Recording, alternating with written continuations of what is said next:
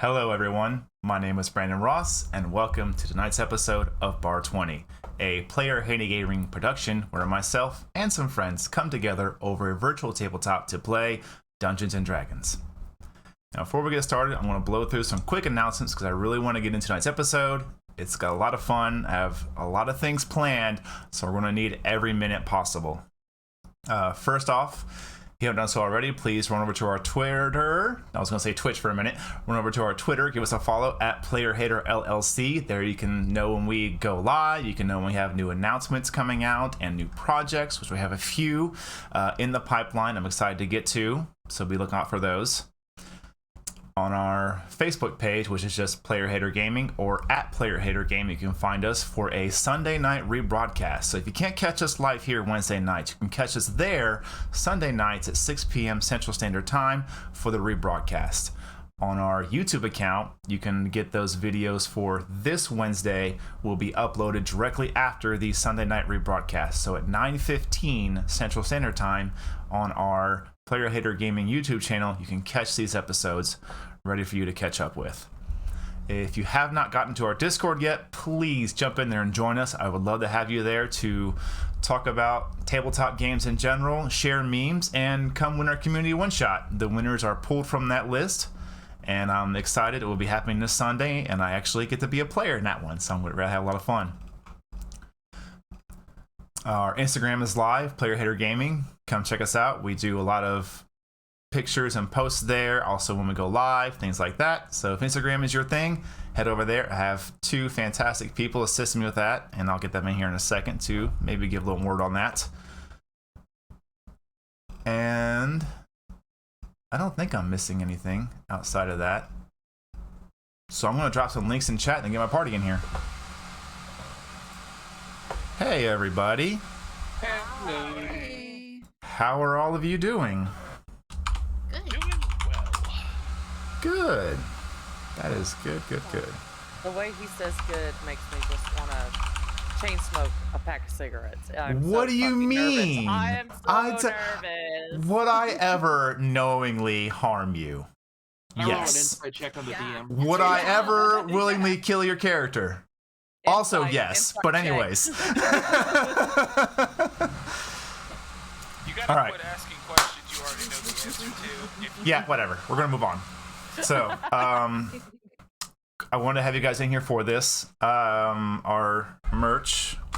I know as it's getting colder, the idea was brought up earlier today that we should do blankets. So we're going to be throwing together a design and doing our best to push out I think it was 50 inches by 60 inch blanket. So be on the lookout for that. And then also, before we start this stream, I want to let you know that channel points will be changing slightly for a better use. I'll still have the help dice, don't worry about that, it's still going to be there. But I'm going to start doing a monthly raffle to give away dice and maybe some other things, perhaps a free t-shirt or a hoodie or maybe even a new blanket. Who knows?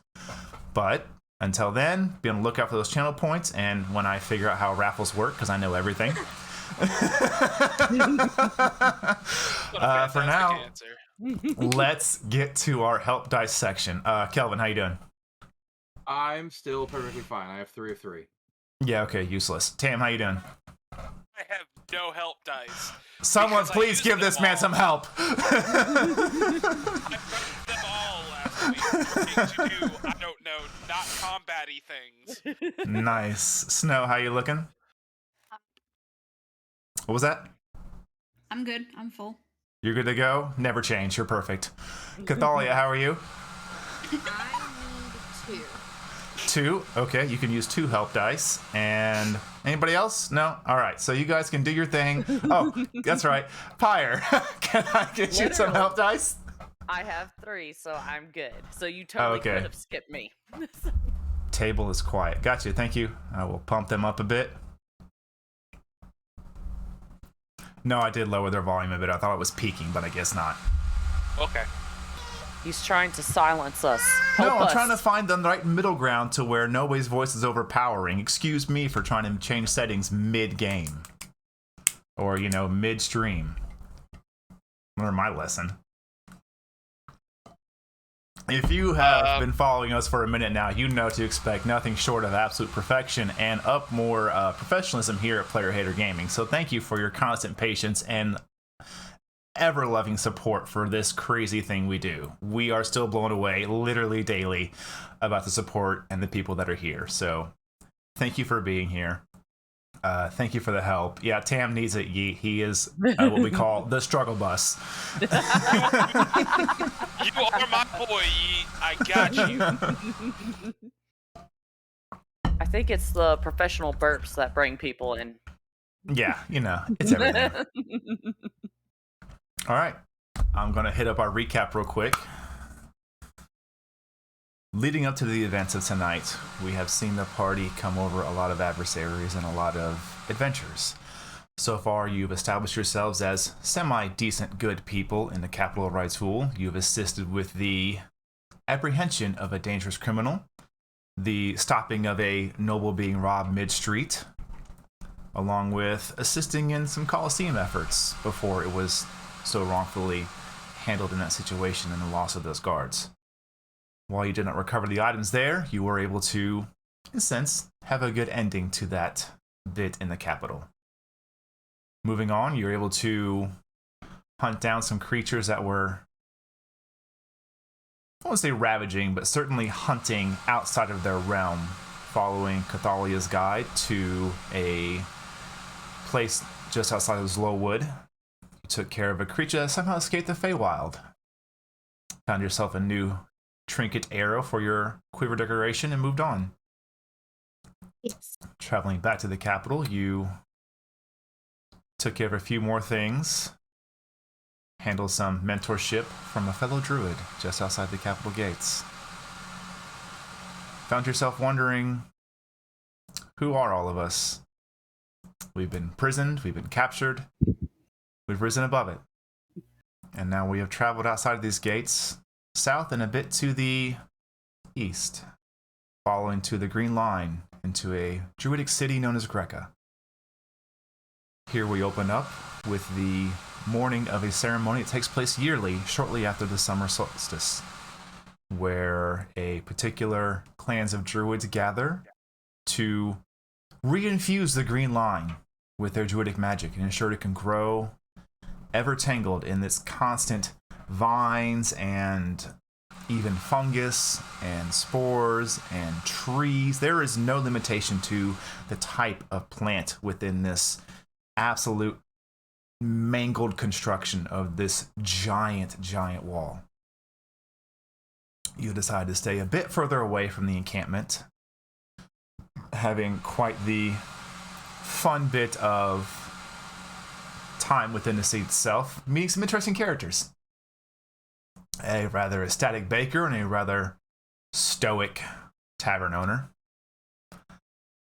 You brought some food and goods back, and we will open up, excuse me, I take that back. We open up with the evening prior, as Cathalia, Tamriel, and Pyre had returned to a actually well put together campsite.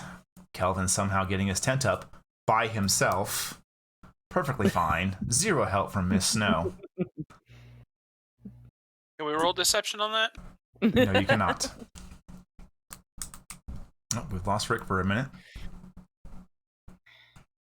There we go. All right. Wild cards. What would you like to do with your evening? Well, since Kelvin didn't put my tent up, I'm just gonna go put my tent up. I'll give her a hand. Okay. You probably are helping carrying some of the crates, probably a one or two on yourself, so you kind of put those down, get to putting your tent together. You give Heverl too. But Kelvin and Snow, you notice as they come back with clinking bits of bottles. I would say Snow easy enough for your passive perception with your scent to pick up. Oh, that's food. Oh, that smells good too. Kelvin, you're just hungry, so you're like, I sense that's food. Your inner senses tingling, aka your stomach rumbling. At this point, it could just be a box. That's food. Yeah. No lizard jerky, but it should be pretty good. Am I also able to pick up on that scent of chocolate that they got? You are. Definitely a treat, and rare and delicious. I was gonna ask, is it one that Snow would even be familiar with? Make me a history check. Can I make a nature check to see if Snow can even eat chocolate without getting sick? That's a really good Hang one. on. That question may be answered, depending upon this 18. roll. 18? It doesn't take you long. Instantly, you are brought back to a time of your cubhood here. And if you were really good and very quiet and still during the ceremony, you got one piece of chocolate.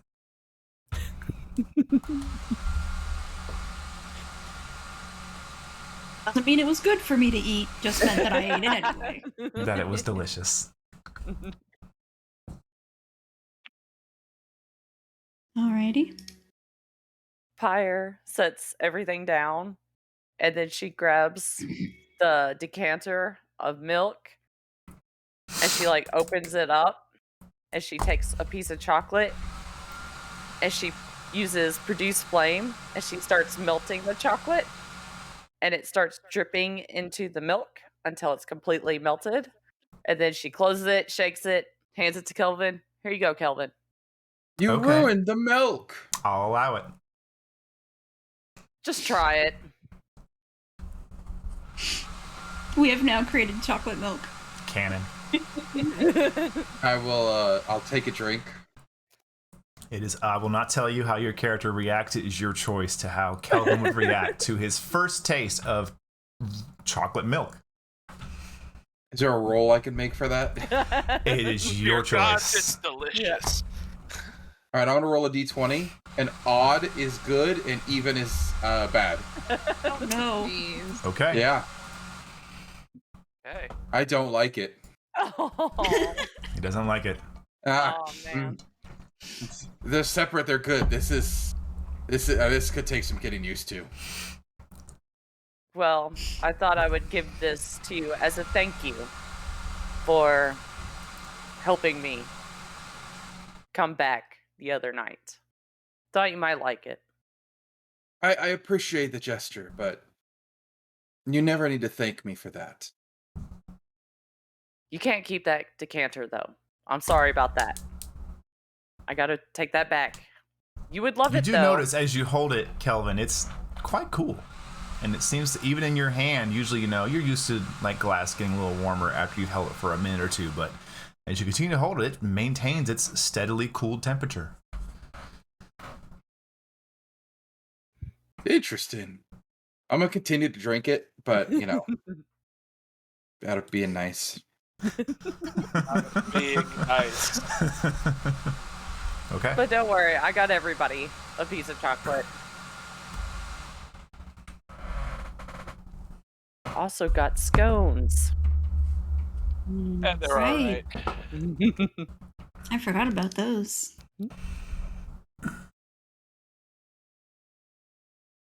I'll And say then we have about actual food, too. Excited for this, and I pop the cork off one of the bottles of wine. Okay. As you pop it and you go take a drink back, you hear of like a tree limb or a branch breaking. Or a twig. Stick. Before I take the drink, I'm going to close my eyes. I swear to all the gods above and below, if we're getting attacked before I can even have one drink, fire will not stop me from murdering whatever does this. Why would I stop you? Thank you for that. All of you heard this, by the way. Turn to look at where it is. Concerned? Yeah. You look Yeah. about 20, 30 feet off, just in a bit as the sun has gone down. It's a little darker now. You see what looks to be some kind of framed figure in mostly like a bit of a tattered cloak, couple of layers, a hood up, and it's just frozen. Does Which you it can look like see. it might be somebody from the tribe or just a stranger? I will say with your knowledge of your own race, it's easy for you to tell this is definitely the form of a tabaxi. The rest of you are like, humanoid. I'm very quickly. I'm gonna put a mess. I'm gonna send a because I heard Tam, correct? Yeah. I'm gonna send a message to the person. Okay. Cast message Okay. and just and tell them if you're here with anything but good news, you should probably turn around. I just wanted to. I just wanted to meet her.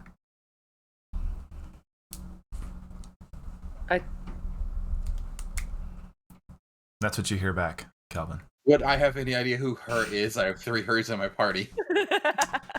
And it's just a humanoid to me. I'll tell you what, I'll let you get a perception check because you did stare at this person. See if you can discern. All right, let's roll this 7. I swear if you roll a You have 7, health I'll give dice. it to you. 19! 19 total. As you're looking at this and your time traveling in the snow, you can definitely tell kind of what the structure of the form is beneath a couple of layers of a cloak and a hood. It's definitely Tabaxi. So if you had to guess, this is probably somebody here to see snow. Especially with your insightfulness, you would be able to tell that she's been gone probably for a while. Just kind of, lean over a little bit. Snow, I think it's for you. Okay, cool. And I'm gonna swap the bottle back to my main hand and leave my whip. Well, that was quick. Hey, leave me some. Leave me some. There are 6 bottles, woman. Well, then give me one. Why? Okay. I passed her one of the bottles of wine. Okay. They're bickering over wine. I'll move till I'm about 15 feet from this figure. Okay. You get closer and this figure, 2 paws come up and bring back the hood, and you see what looks to be this kind of barely taller than you, like either same height or like maybe an inch taller than you individual. We lost Rick again. They're definitely not as muscular as most of the male Tabaxis you know of, and you also have never seen this person. You also notice they seem to be wearing this pair of like wooden spectacles, not huge, but a little smaller. Like not like Coke bottle large, but just enough to be there. Probably, if you had to guess, probably about your age. Fur color, mostly black with a bit of like very faint gray, like waving throughout. If you want to discern any more details, you are welcome to a perception check. Ooh, yes, please.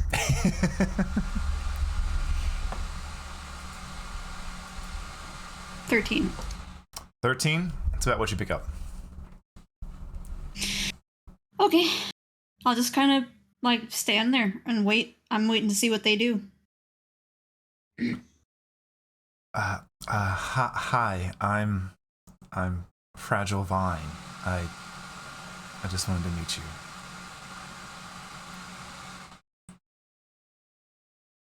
Said their name was Fragile Vine? Yes. Okay.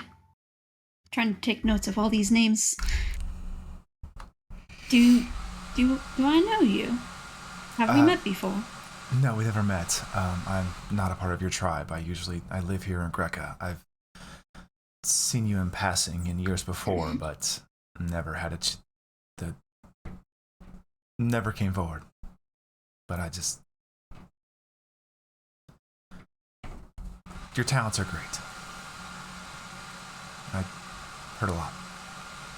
Thank you. How far away are the rest of us? As far away as you choose to be. He was about 30 feet away from the camp, so and she closed 15 feet. So you all would probably be 30 to 40 feet away. Okay, so we probably wouldn't be hearing them talk either. If you are deliberately eavesdropping, you are welcome to make that action and make a perception check. But if you are more attentive towards your own conversations, then you will... That's it.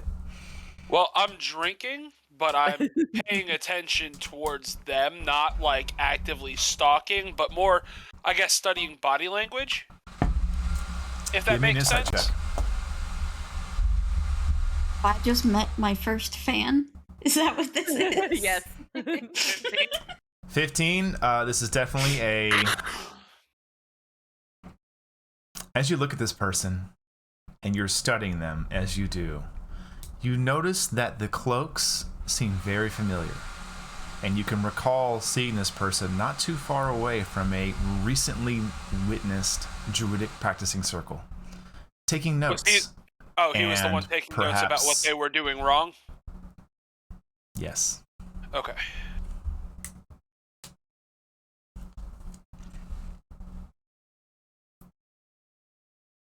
I'm gonna remark that to the rest of the group that were standing here. That's the same guy that was mean mugging those other druids in Greca in the city. I remember him. Me personally, I would have just smacked him on the back of the head, but to each their own. Yeah, well, Pyre, we love you, but you're about as subtle as a brick through a window. Aw, thank you. That's the sweetest thing. You're welcome, darling. And I will take another swig of ale. At this point- cups that wine, we can yeah. pour stuff into. Yeah, that would be part of a traveler's kit, I'm sure. Okay. Why do we cool. need cups? We got bottles. I'm just begrudgingly drinking my chocolate milk. Okay. About this point, Snow, you can watch as he kind of fumbles with something on his cloak, and he carefully and almost like drops a book, like a notebook, leather bound, brings it out. I was just, I know tomorrow you're going to be with the ceremony, and I was wondering if I could maybe give you some ideas about something. I know you know. I can't practice like you do, but I study, I read, and I think I'm onto something. And I'm sorry. If there's something you would like me to look at, I'm more than willing to. Yeah. Can I come closer? Slowly. He will extremely slowly move his way closer. Yeah, I'll let him get within 5 feet, but I'm making sure that he does it slowly so that the others can see that he's doing that as well. Okay. All of you look as it just begins this awkward, slow moving forward. Like it is super slow. Are they about to make out? No, but I'm definitely gonna stand up. Fire's been drinking. I was gonna say I'm gonna stand up, and I'm gonna probably move about 10 feet. And kind of close the distance a little bit, not like invade their personal space, but definitely close that gap to where if I need to get close quickly, I can. Okay. As it gets closer, he begins to look through this book he has and starts just turning pages and pages and pages and pages until he stops probably about 3/4 of the way through. Here, I've and he just kind of holds the book out and turns it around and kind of points to some things on it. I like gently just reach out and take it from him. Will he let Okay. me like take it? Yeah, he holds it out for you. Okay. As you look through this, it is almost beyond your level of understanding. I need you to give me a investigation check. Oh no. With advantage, because it is in part to nature and Okay. the purposes of the sketches and the wording. Play nice. 15?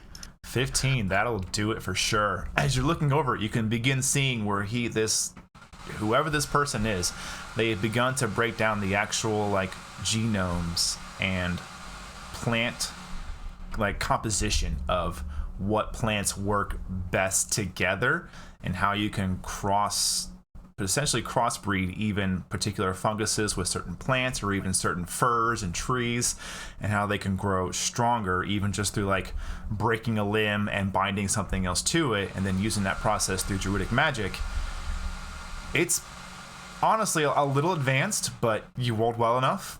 It's definitely a concept that could work, but you could tell this is coming from a very like non-arcane point of view, even though like your magic is from the greater forces of nature, and that this is lacking all of that. This is purely like, it even has like years it would take to grow this particular branch together, and seasons, and what you would feed it. Like, it is down to the like, as you start looking, you're almost absorbed. You're like, oh my, crazy.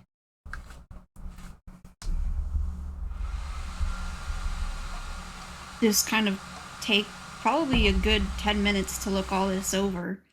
Okay. He just stands there, like adjusts his glasses a time or two. Since Tam walked away, Pyre's like, Tam, what's going on? I don't know yet. She's reading. What? They're being weird. I thought they were gonna make out. You can see the male tabaxi like shift a bit, and it's like starting to get angsty, like Hey, you all. We love you. You're throwing big prey vibes right now, Playboy. You better run.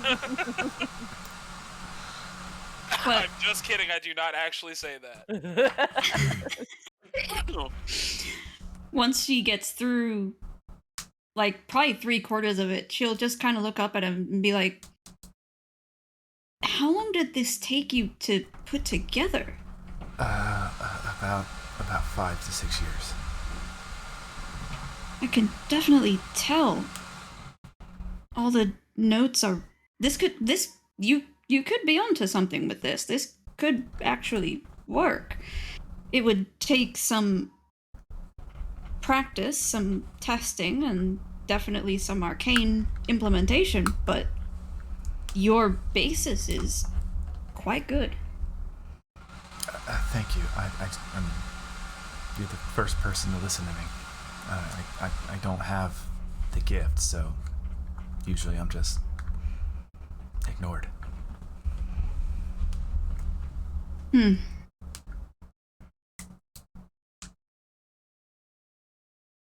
To change that. Hang on to this book for me. I'll see what I can do. As he reaches out to take it, I need you to make one more perception check for me. Oh, God. You're really testing my rolls. RNG be good. 16? 16. You notice now, because his hand has to extend a little further than usual, you can see what looks to be around his wrist a bit of almost like, you know how if you wear the same kind of socks for like years on end, the hair around it like literally rubs off? You can see that kind of almost like rope burn around his wrist. And just next to it, you can see a tightly wound, almost like a daisy crown, but for a wrist, of a very particular red and blue flower. And a scent of cinnamon. Mm-hmm. As he takes the book back.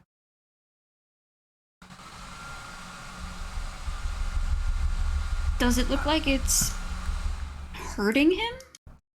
No, it just looks like it's been worn for many, many, many years. Okay. Definitely kind of a testament to he was born in Greca and lives in Greca. Mm-hmm.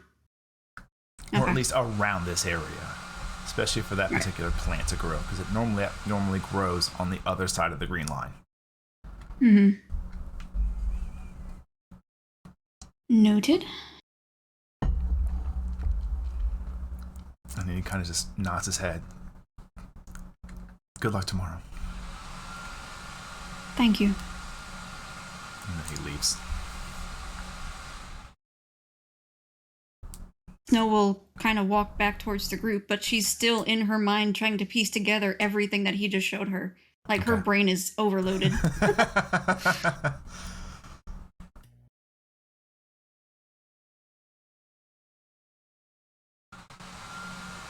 See, I have a feeling if he would have kissed her, she wouldn't be this overloaded.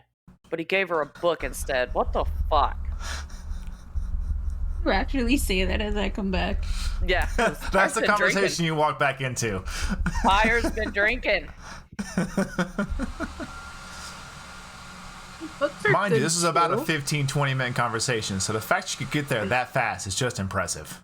Yeah. Did you just say books are good too? Fucking nerds. Listen, we're not going to be the ones ending up with heartburn in the morning, so remember that. I haven't gotten that drunk yet. Yet.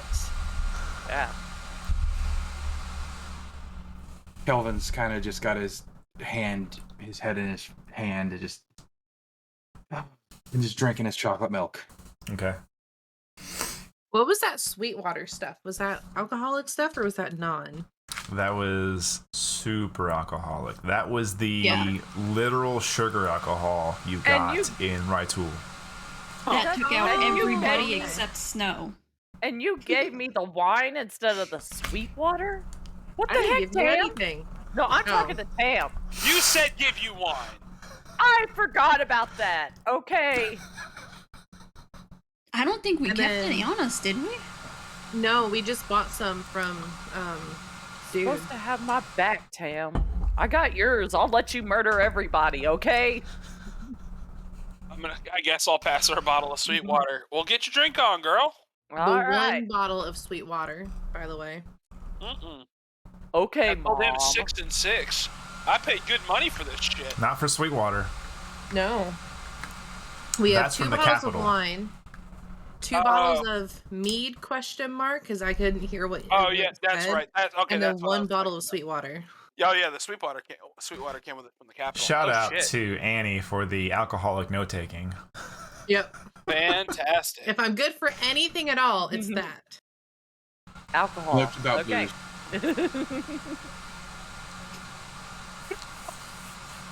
So as all of you drink, have conversation, good food, into the night, is there any other conversations or anything you want to do before we go into our long rest?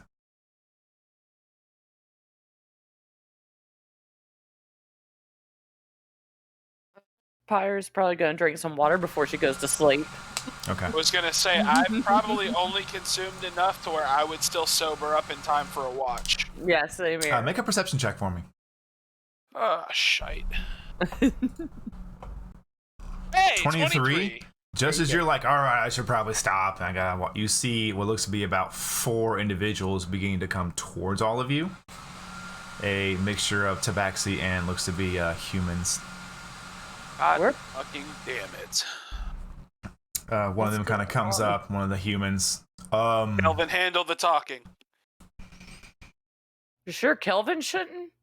That's I said Kelvin, handle the talking. Okay. I thought you said I. I was gonna say I don't know about See, as he that. looks to you, Tam, when you say that, and looks over the group. Who's Kelvin? Kelvin will stand up. Hello. All right. You must be the leader of the bodyguards for Drifting Snowflake. I'm the talker. Right. Yeah, Well, have bodyguards. This is great. well, talker. All of you get a rest, especially Drifting Snowflake. She'll be needed well rested for the ceremony. While you're here, watches are handled. Rest well. And they We begin will to make a sure round. we have our own watches as well. Did I stutter? Sleep Did light, I? it's fine. We're just diligent. You have a good night. We Then, will as well. then he points to Snow. She sleeps all night. Do I hear them talking? Oh yeah, he's not being quiet.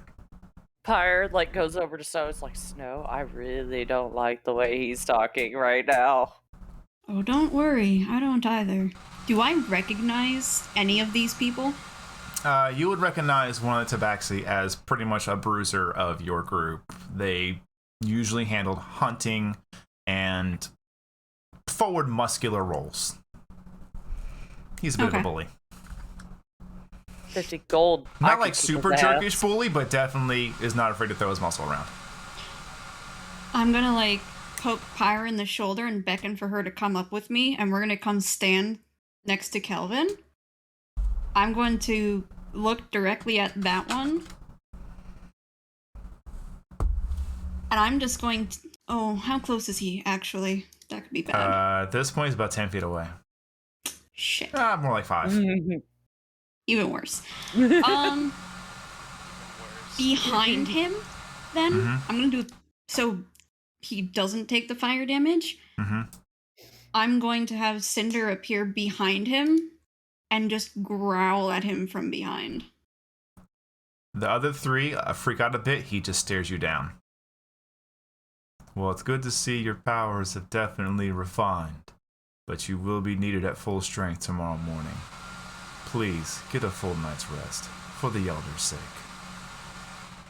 See? Glad to see your attitude hasn't changed either. Ask Go him back all to the fix your time. perfection. intent. What did he say? Can't fix perfection. Go back to your own tent. Some manners Wallow in would your- be nice. Guys, I've been drinking. I'm not on my A game. Okay. That's okay, I don't want you on your A game right now. God. Yeah. Sure thing there. Flamehead. And he just walks off. Pussy's just pissing. We got the last bit of the milk. Oh no! This is the encounter. We're slaughtering the entire tribe. God damn it. No.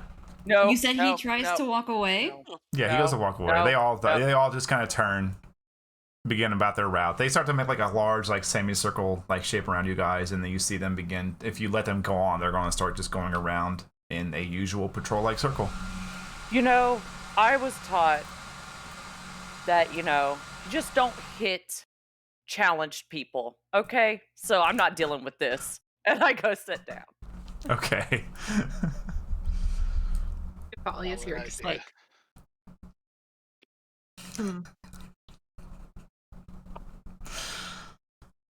All right. So No, since, he's since fuming. No is right next to me,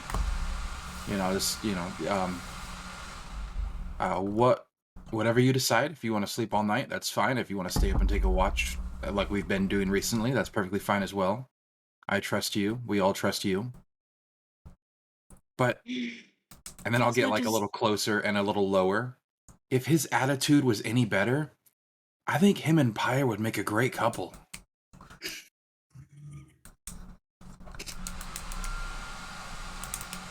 So As glad much as- I did not hear that. Oh god, can you imagine? As much as Alright. it infuriates me to take orders from him, he's probably right. So, Oh, you're not taking orders from him. You are making your own decisions. If you want to stay up, you can. If you want to sleep, you can. He will not dictate what you do or do not do. You will. should said Cinder to fireball his ass, but I can't do that because we don't have fireball yet. I will sleep. I need what I can get for tomorrow.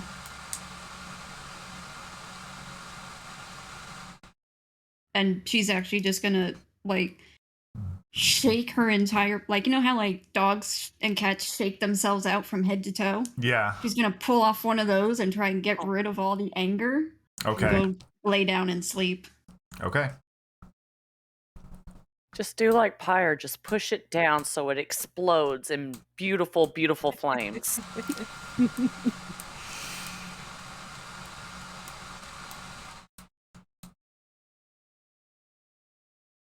All right. So, for the night's events, what watches will be taken, if any? I will take pointedly first and second watch, making a great deal of sitting by a very now very large fire to make sure they can see me sitting and staying up. Okay. Cinder Let me will get sit some- with you. Perfect. Let me get some perception checks, please. Yar. 21. Okay. 22! Oh, he wants to let them know he's Roll fucking again. watching. Oh, yeah. 11. Okay. Oh. I thought our campfire was big enough I didn't have to deal with disadvantage, but that's okay. How far out do you want to see? Yeah, no, you're right. It'd be a 21 and 11. Okay. Nothing happens. Third. Who do you wake up? I'll take 3 and 4 if I he. was gonna say, yeah, I'll wake up Cathalia. Okay. Cathalia. Yes. Actually, Tam. Give Mhm. me I will take that one roll from you, Okay. honestly, for a different purpose. Okay. As you like, all right, well, time to look with Thalia, you turn and look over to her. It was only for a moment, but you swear you saw something around her. Spectral, green, and large. What did it look like? Make a history check. 24. It looked Damn. rather similar to that Fey Bear creature you guys slayed. What kind of movements is it making around her? None. It was only for a moment. Was it standing over her? Was it like crouched around her? Was its head near where she was? Any kind of detail? Any kind of anything? I would say it was definitely non-threatening. Okay.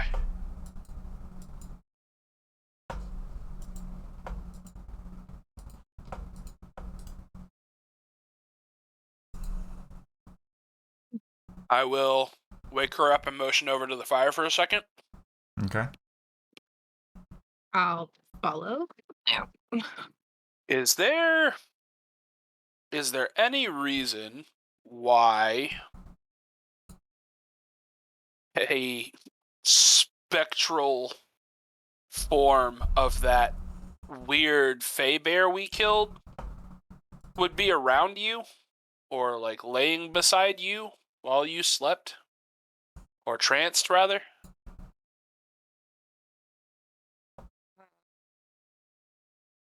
I don't know. This whole Fae stuff is kind of new to me, so unless it has to do with the arrow. Would I be able to put 2 and 2 together after she says that?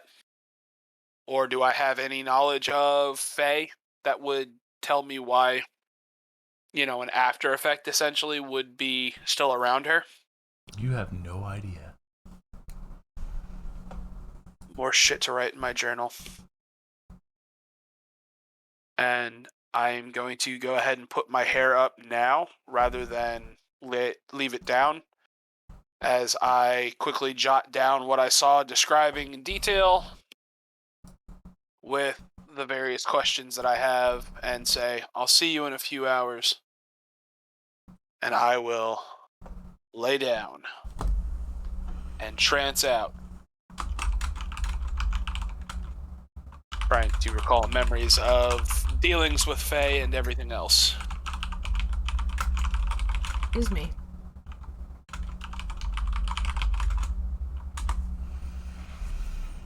Okay. For the third watch, will you be by yourself or will you be waking somebody else up?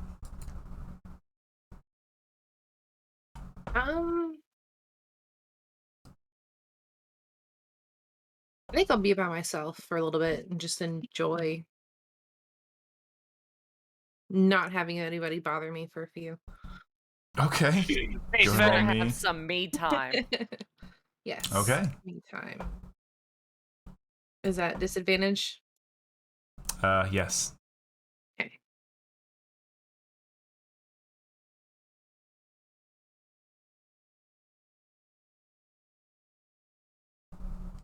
I clicked. Did it go through?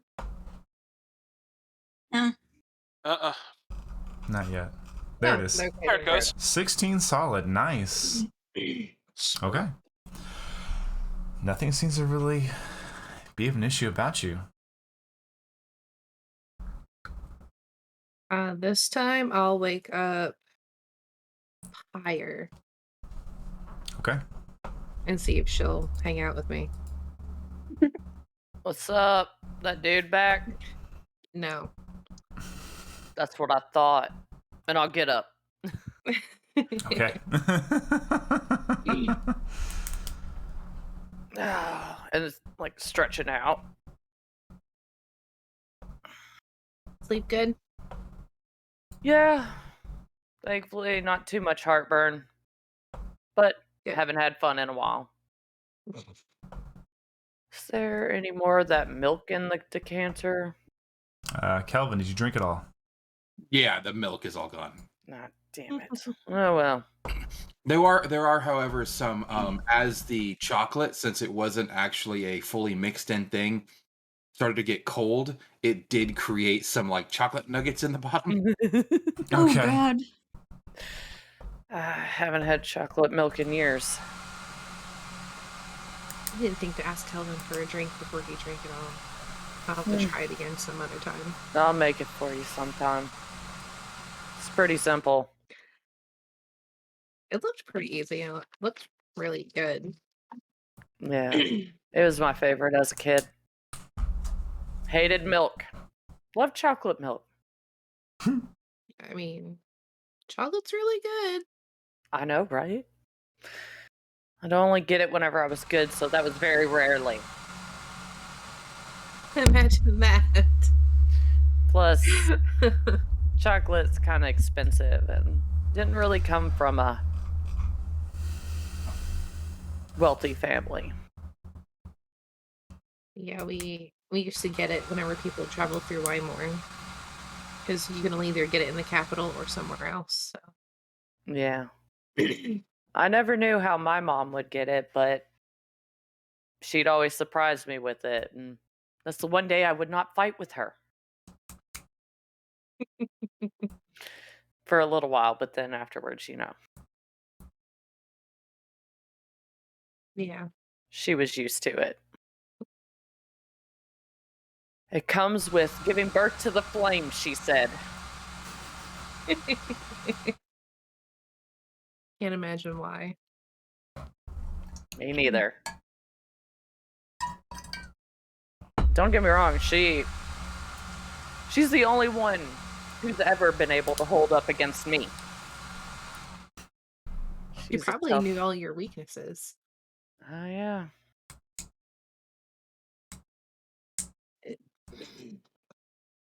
Yeah, she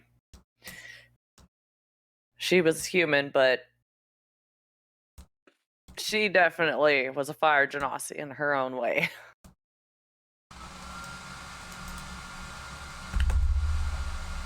You miss her. Yeah, but she's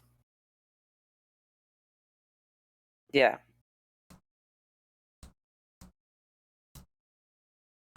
I do an insight check. What are you attempting to discern? If you want to message it to me, you can. I got my phone ready. I like just a basic how her attitude shifted from the happy and then the shutdown.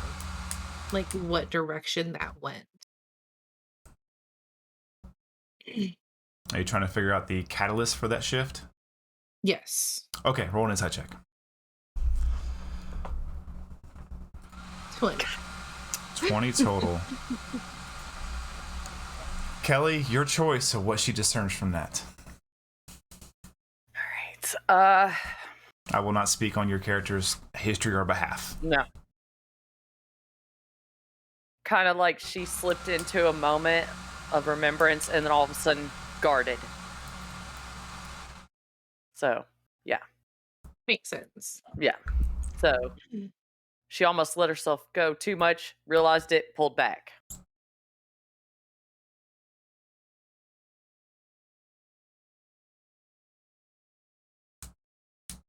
All right. Go ahead and give me your perception check. Is it straight check? Yes. 5 higher. 14. Not a lot going on. Would I be able to, like, in between everything, like, mess with that little dagger thingy, or would that have to be another time? I will say you could spend... You didn't do a whole lot your first watch, so go ahead and roll me an intelligence check. Okay. I'll let you tinker with it a bit. There it is. 13. 13. You're starting to come together. You've been with it for... It's probably your third, like, hardcore time starting to look into it, I believe, right? Mm-hmm. Yeah. Yeah, you're starting to figure out how... kind of, how it needs to be adjusted on your wrist. What flexing of your forearm does what. How to maneuver your wrist to where the blade pops out and pops back in. You're getting used to it. You feel like you might be able to make it work in combat situation, but this would be definitely more of a... This is in case someone gets too close and it's really bad. Yeah. Like, you've got some confidence with it, but it's more like, I hope I don't have to use this, but if I do, I could probably shank somebody. Mm-hmm. It will take just a little bit more work.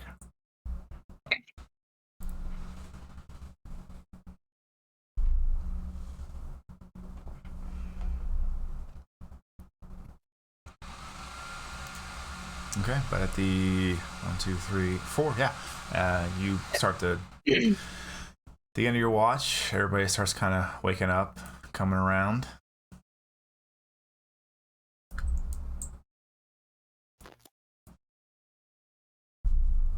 You are welcome to your morning, wild cards. Wake up, eat some leftovers, drink some water, and kind of just start packing stuff up, because I'm sure Snow is going to want to beat feet as quick as we can after this shit is over with.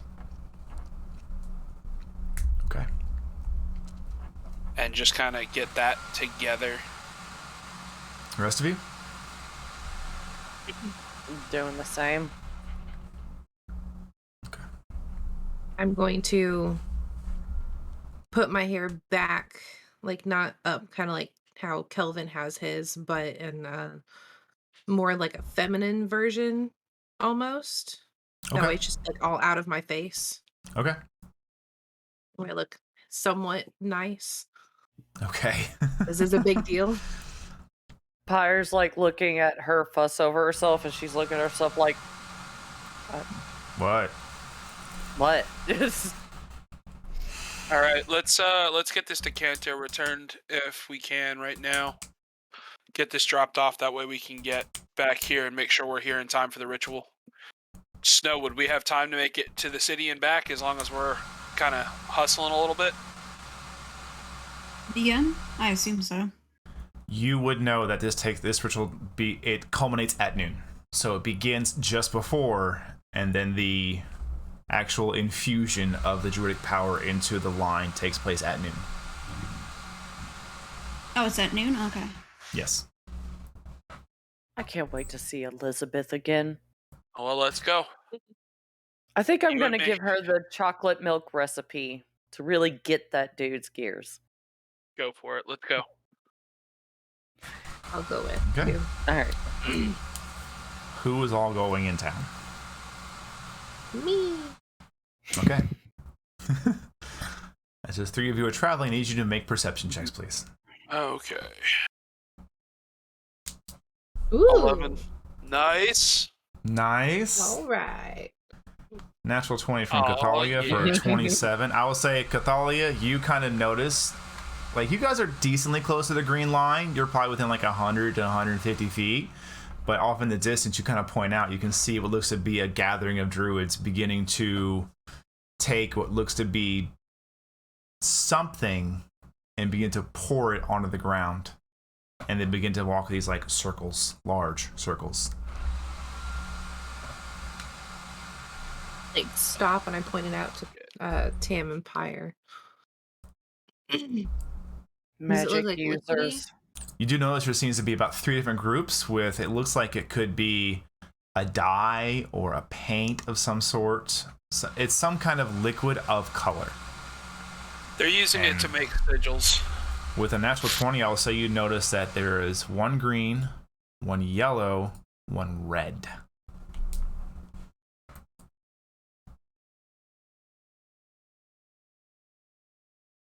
Bet you 10 silver Snow's going to be in the red one.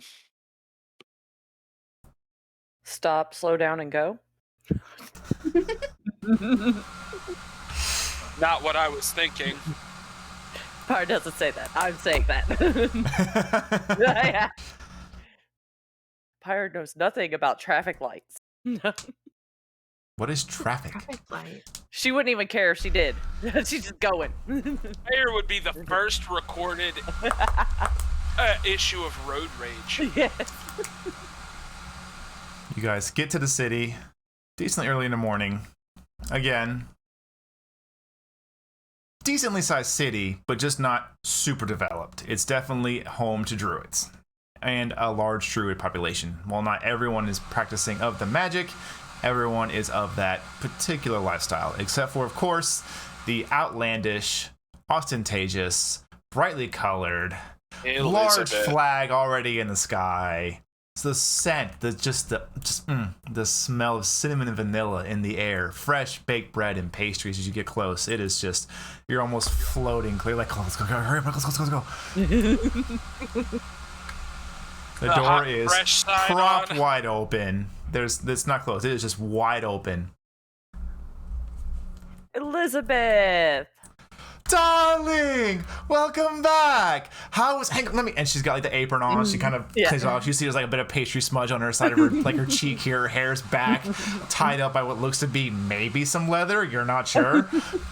But she like cleans her hands off real quick and walks over to you, shakes it.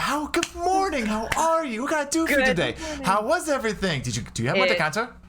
I do, and I hand it to her. Thank you. Oh, thank you so much, darling.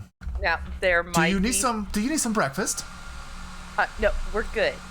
I actually came along to give you your decanter back, but also I came to give you a simple recipe that might put you over the edge even more.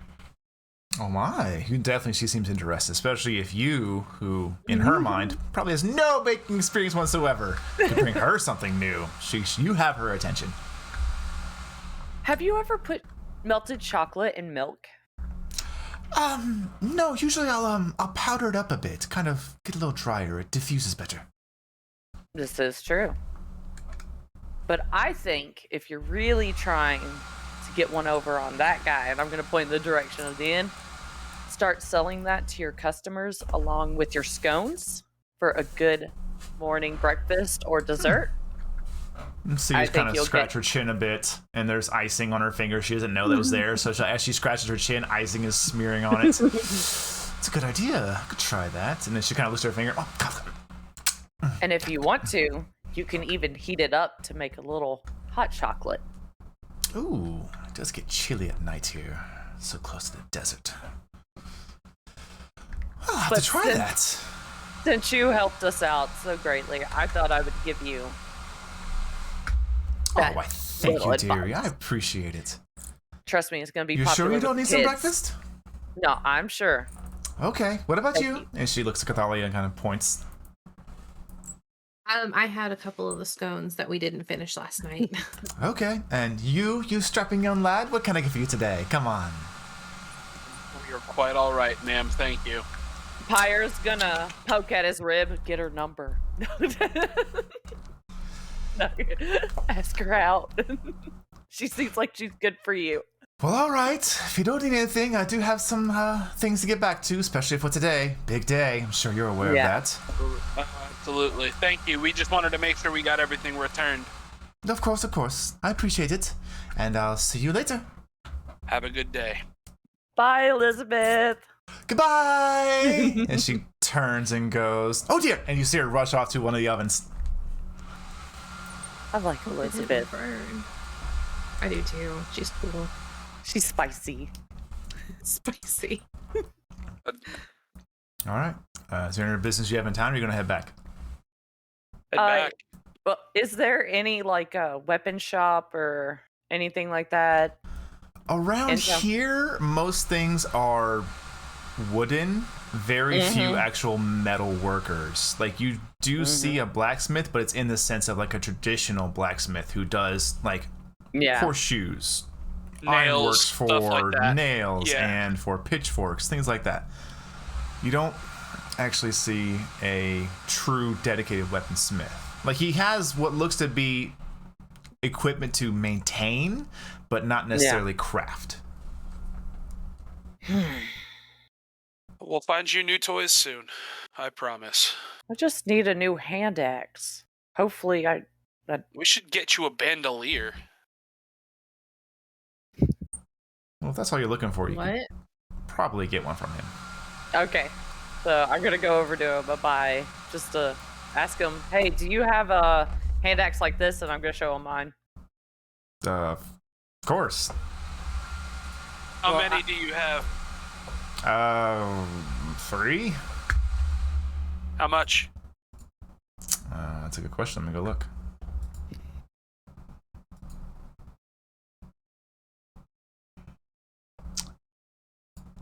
Thank you, Internet, for having links to all this stuff.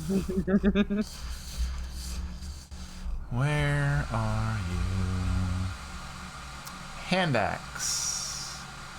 Typically that's the price, but you're not really in like a huge place. 3 gold per. 3 gold per? Yeah. I'll give you 8 overall. For all 3. Make a persuasion check. 12.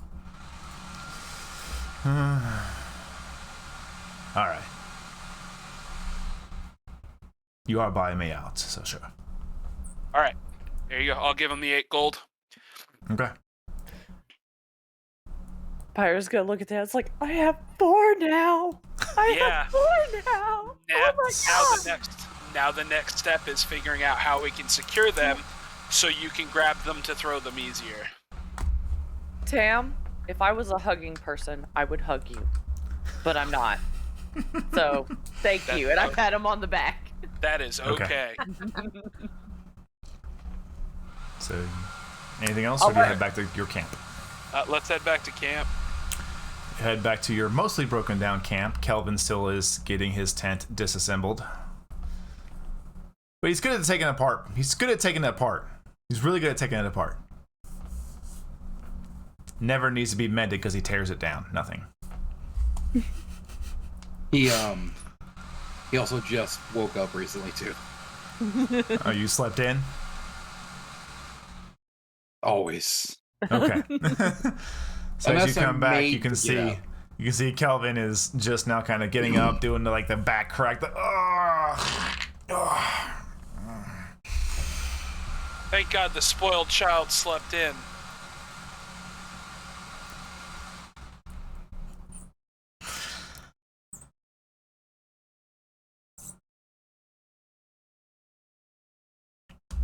All right. Is there anything you wish to accomplish before you just wait until about the time?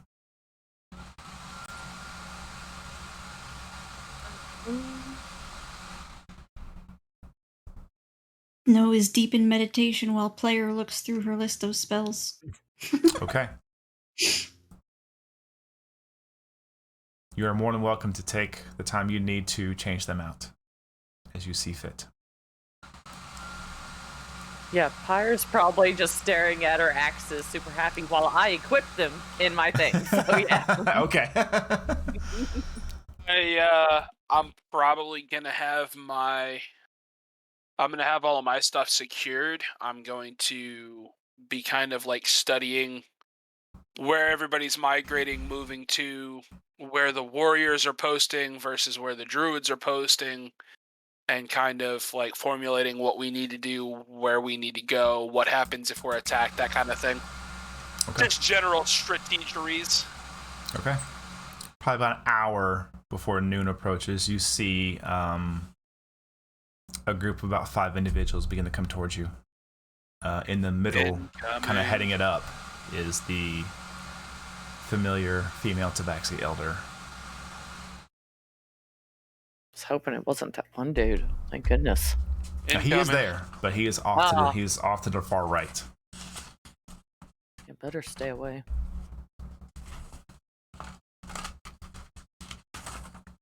But Hidden Paw makes her way closer to the party, and then will approach up to Snow unless stopped. I Fire's will. Gonna get right beside Snow. Same on the other side. She kind of eyes both of you. Would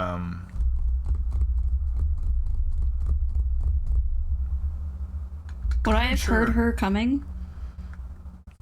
You would have felt it. Okay. You grew up with her. You grew up around her. Even though it's been some time since you've been with the tribe, you know her. I will get up and wait for her. Child, it is time. Lead the way. And as she begins to, she takes you kind of cutting in between Tam and Snow. She kind of puts her paw around Snow. Come. Kind of like how a mother holds a child. Like, not mean to be disrespectful, certainly wanting you to know that you're an adult to her. And this is your first time being within the ritual, so she's still probably a little protective of you, but she holds you close. A look As on you my walk. face is, excuse the fuck out of me? Preparations in accordance with what you asked has been made. He will be staying in a tent, and you will not see him. And as it gets closer, you kind of notice, as you get closer to the green line, and now, as all of you come up to the green line, this is where it really becomes almost intimidating. As you look at this living, breathing, absolute, insane mixture of trees, vine, thorn bushes, roses, bramble, spores, fungus, thick trees, fir trees, saplings. It is all manner of vegetation, from the lowliest ragweed to the mightiest red oak. And it is, at this point here, it's probably about 50, 60 feet tall. And you are unsure of how thick the wall itself is. You cannot see through it. But as you look down now, you can see the whatever ingredients and dyes that have been placed on the ground to make these 3 large ritual sites. They are no longer dyes. They are actually glowing on the ground.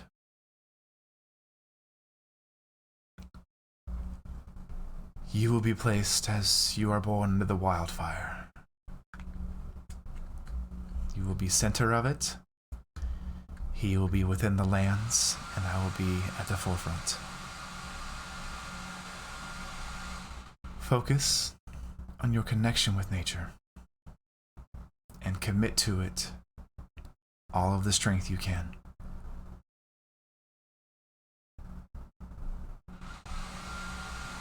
As you command. And she will kind of, as you walk up to this, she just gently points over to this large glowing red symbol on the ground. It's probably 30, 40 feet across.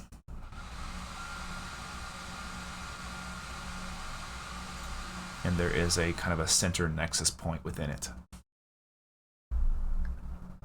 I will go and take a seat inside it. Okay. As you look across the way, you can see a large tent has been erected over another one. Just outside of it, you do notice a familiar tabaxi figure. The one that visited you last night. Dressed differently, a little more presentable for a ritual. He just kind of look over to you and sees you and does that little awkward, like, wave, like, hi.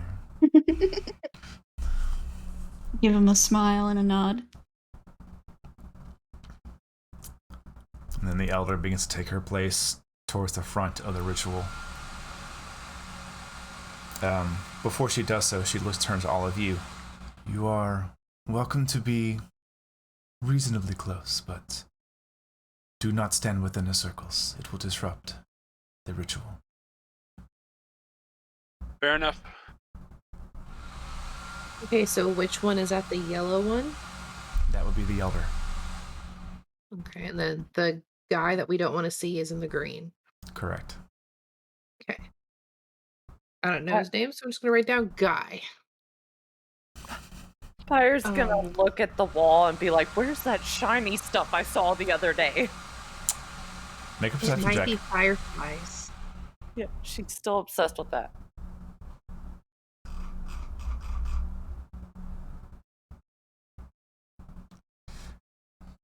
Ooh. That's a lot of vegetation. Yeah. They were very well placed fireflies. Okay, Andy. They were all in a Yes, row. they were clumped. Another poof. Yeah. And Pyre does not like vegetables. No. So what I would like to do is I want to. Okay, I'm trying to visualize, but it's really hard. Go So Snow's circle, and then there's Would the a, green one. Would a map help? Yes, please. Okay. I will Yes and no. hopefully bring all of you to the map. Hopefully. That there's one made is concerning. No, He you're was making it the other fine. day when we were talking, Yeah. and I'm like, oh no, we're gonna die. There it is. Oh, okay. Okay. There you go. Can I drag myself to where I want to be? Absolutely. Go ahead and place yourselves where you wish to be, and then I will arrange you properly.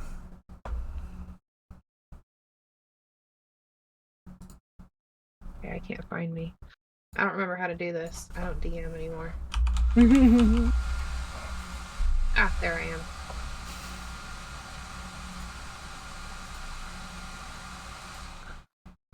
I can't do it either. I've never DM'd.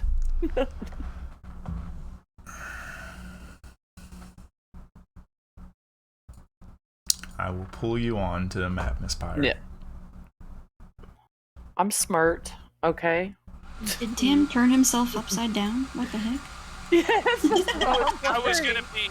Well, it's because I'm facing that direction, because that's where the little spot is. I would have my back to Snow, assuming the others would keep an eye on Snow. If you go to move towards the front of it, instantly you hear a voice say, "All right, to the That's back." the front. Oh, that's the front of it. Okay. Oh, yeah, that makes Yes, if sense. you scroll All right, down, you my can bad. see the green line. Yeah, I see it now. Okay, my apologies. I wasn't trying to piss anybody off. So I'll okay. stand right there. He had.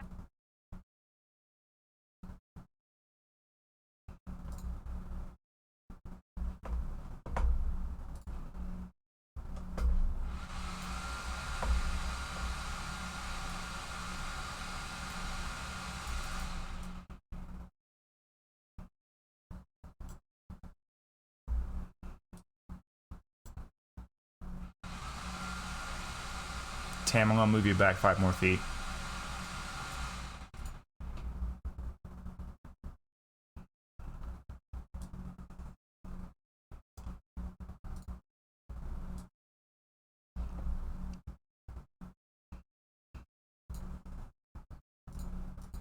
Okay.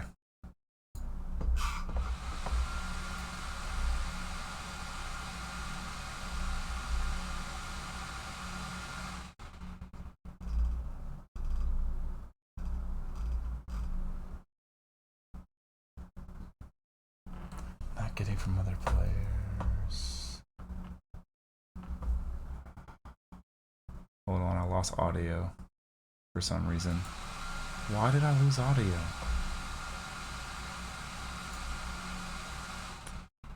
It should be here, and I don't know why it's not.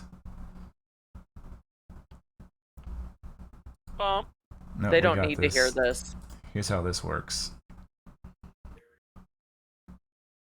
I just saw us on the map. On the stream. Now. There we go. Cool. All right, there should be audio now, right? I hear audio. We good? Yep, We perfect. good? We got We it. good? Okay. Okay. Thank you, Chad. Ah, Thank you, Streamlabs, for when you update things, just changing my scenes without me knowing. Appreciate you. appreciate it. If you didn't hear, Tam is old. There Tam you is go. old. That Thanks. is all. Thanks for the status update, Facebook.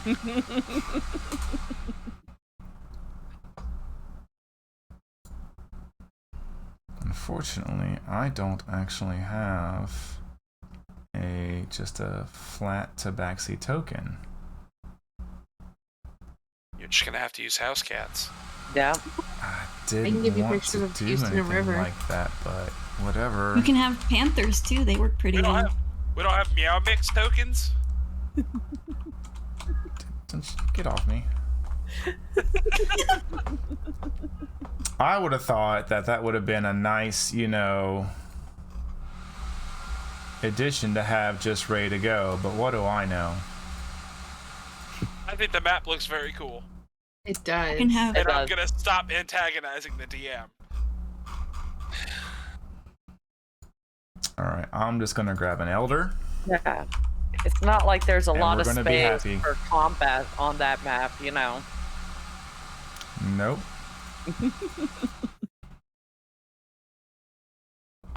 Perfect, she's old.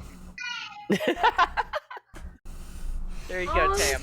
Oh no. Look, Tam, all these women for you. All of them, just old and ready. Okay, You got Spicy, you got the grandmother. You're good to go. so Killing me, dude. as Snow, you take your place in the center of this druidic glyph, and as the sun gets closer to noon, you can already feel this kind of extra sense move through your body as the normal flow of nature and its magics begins to increase a bit. And without even thinking or willing anything, the sigil around you begins to glow ever so faintly. About this time, so does the elders, and so does the green. All of you will notice that as this begins to happen, Snow, you kind of get onto the ground meditatively as you watch the elder do the same thing.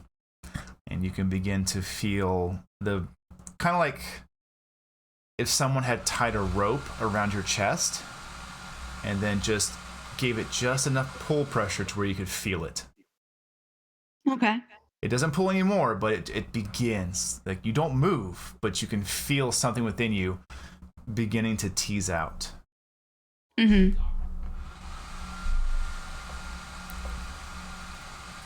Is at this time that the noon sun begins to rise up.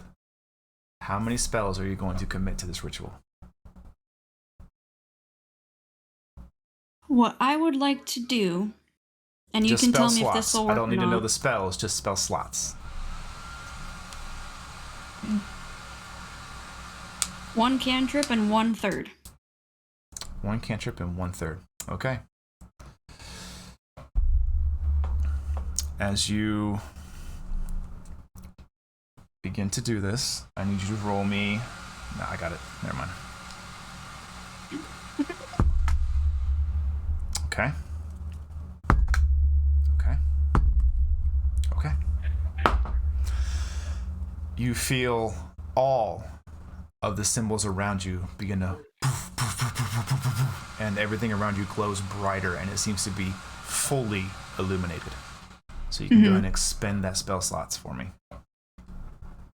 As you see the elders begins to glow bright as well, but more intensely as you feel her pour all of her arcane power into this, all of her druidic power into this. Kelvin, where you're standing there, you can you're a little hazy for a minute because just the sheer manipulation of the weave about you is beginning to actually be palpable. You could probably, almost as if you could cut the air with a knife, you feel like you could literally reach out and touch the weave with how dense it is in this area. As you, to the right of you, the green circles just almost set ablaze in green energy and light. The wind from underneath the tent, the sides flap. Not enough to look within it, but you can definitely see that more bit of a frail Tabaxi kind of grab onto one of the ropes and hold himself steady. As all of this magic begins to culminate, you see it flow from Snow's portions and the other one into where the Elder is. And you can actually see the Elder be lifted off the ground for a moment. And Snow, for you particularly, because of where you're at, and Kelvin, and you both will make me perception checks.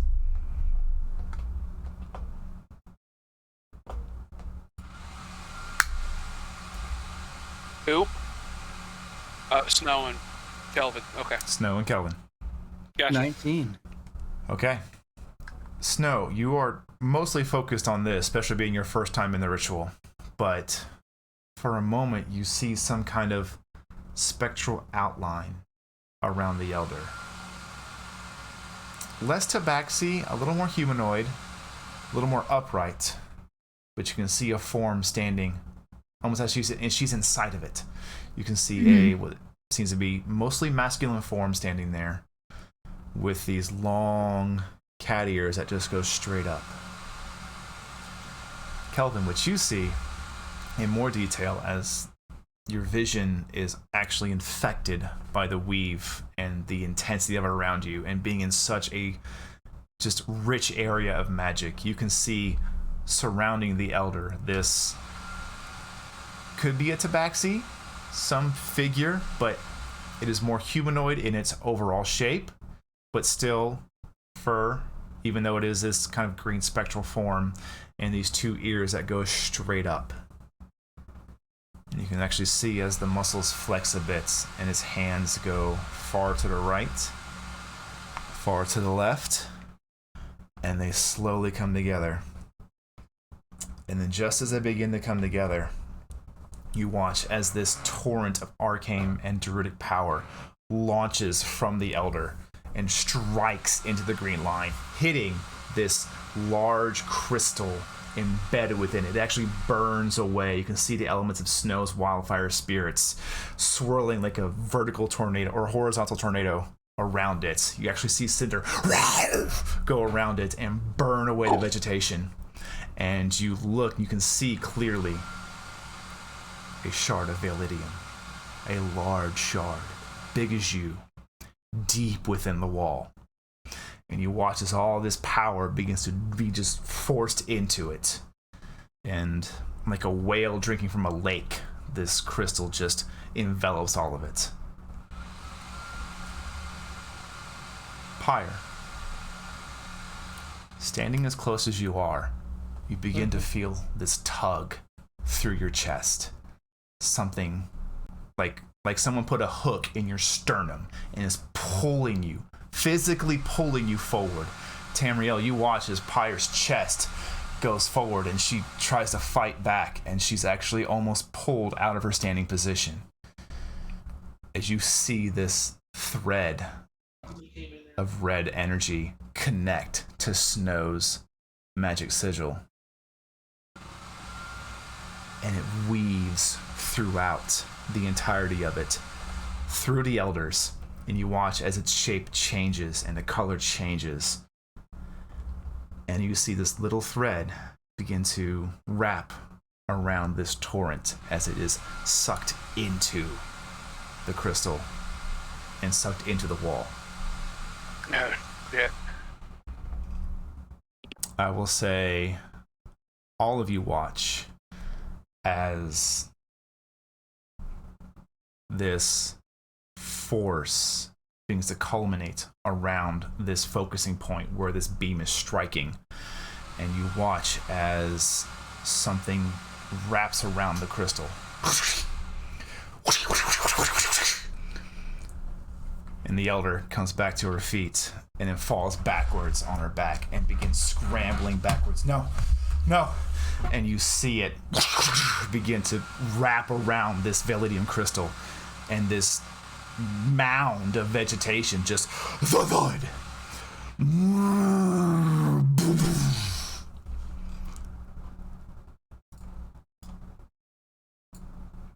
And whenever I see the elder fall down, can I pull out my bow? Absolutely. Cool, because I'm going to get it ready. Okay. My way.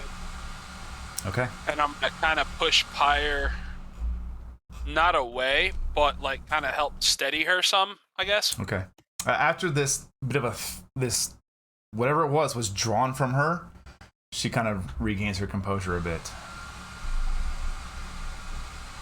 Tam, like afterwards, I'd be like, Tam, what was that? Beat the shit out of me. I don't know. And then as this creature kind of thuds out, you can watch as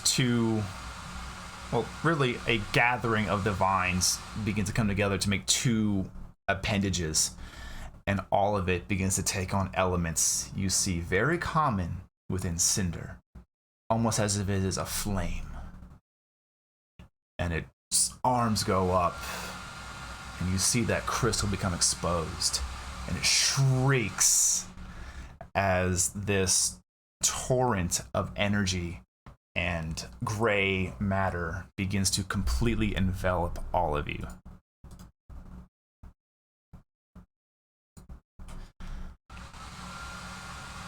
All of you now find yourselves within this large spherical shape.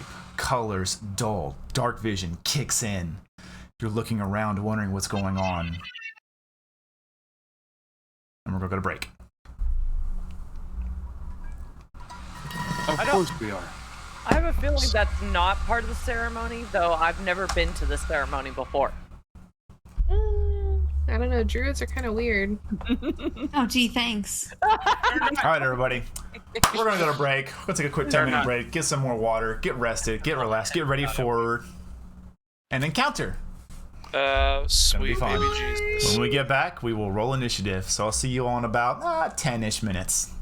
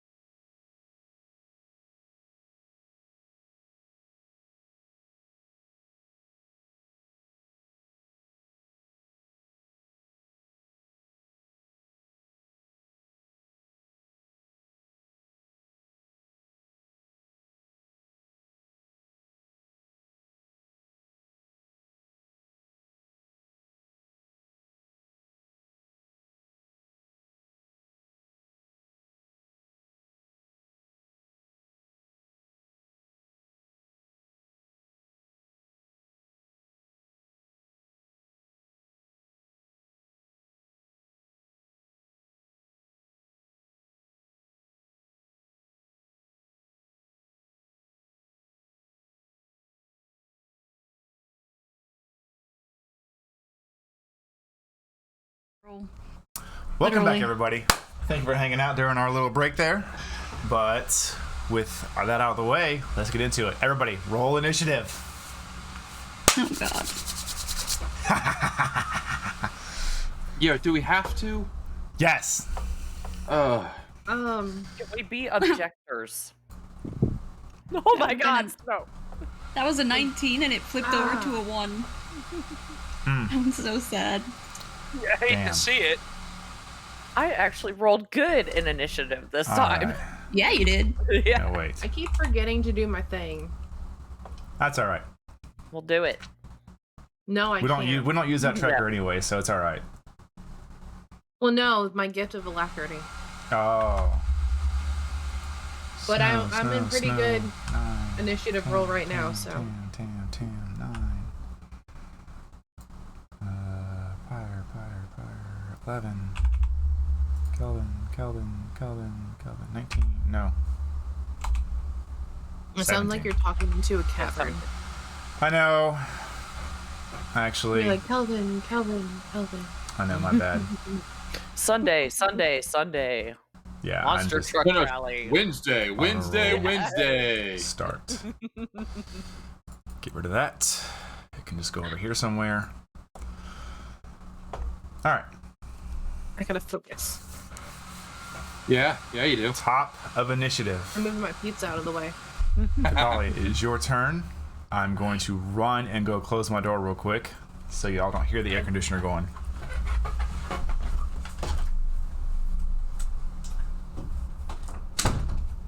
So far. Yes, I know. I am going to use my bonus action to Hunter's Mark the thing that we see. What's the range on Hunter's Mark? Huh? What's the range on Hunter's Mark? Let's find out. 90 feet? Oh no, it's too far.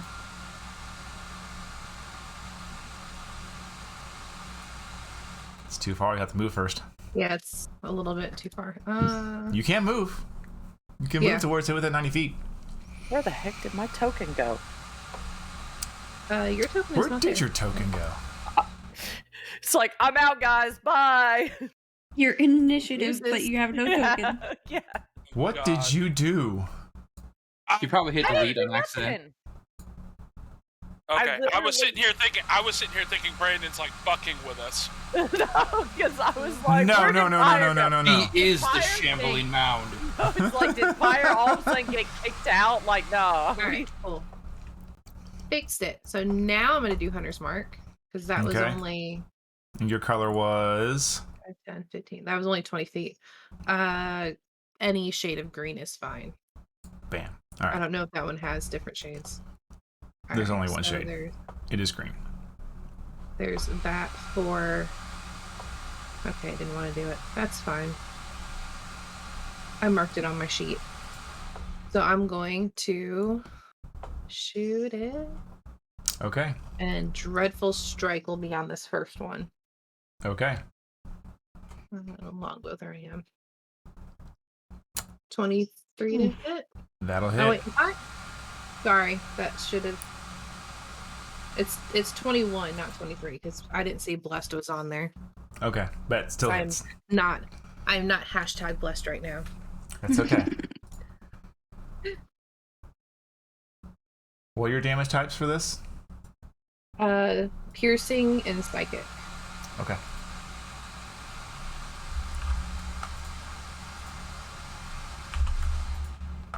Got it. Cool. And then I will shoot it again without Dreadful Strike. Roll to hit. But then Hunter's Mark is still on it, right? Yes. Okay. You still gain a benefit from the It's a extra different 1d6. creature. 22 to hit. That still hits. And it'd be 10 total. Got it. Cool. And that's my turn. Okay. Initiative count 20. All of you watch as two Oh, more no. creatures begin to literally just assemble themselves from the green line. And you actually see as they drop out and begin to take form, you can see the patch of the vegetation just gone.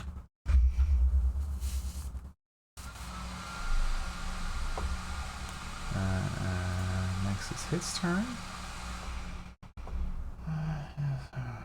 Okay. 5, 10, 15, 20.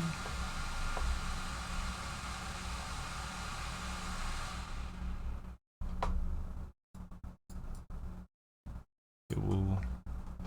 All of you watch as this gathering of what should be deteriorating, but just a constant flame of vegetation and plants just use what looks to be all of its energy to get closer to the elder, who is just on her back, scrambling, scared and frightened. Kelvin, it's your turn.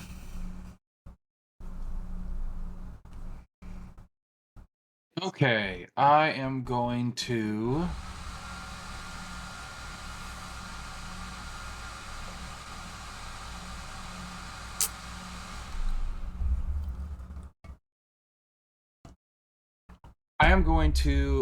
let's see, give me just 1 second. Oh, yeah, I'm going to, I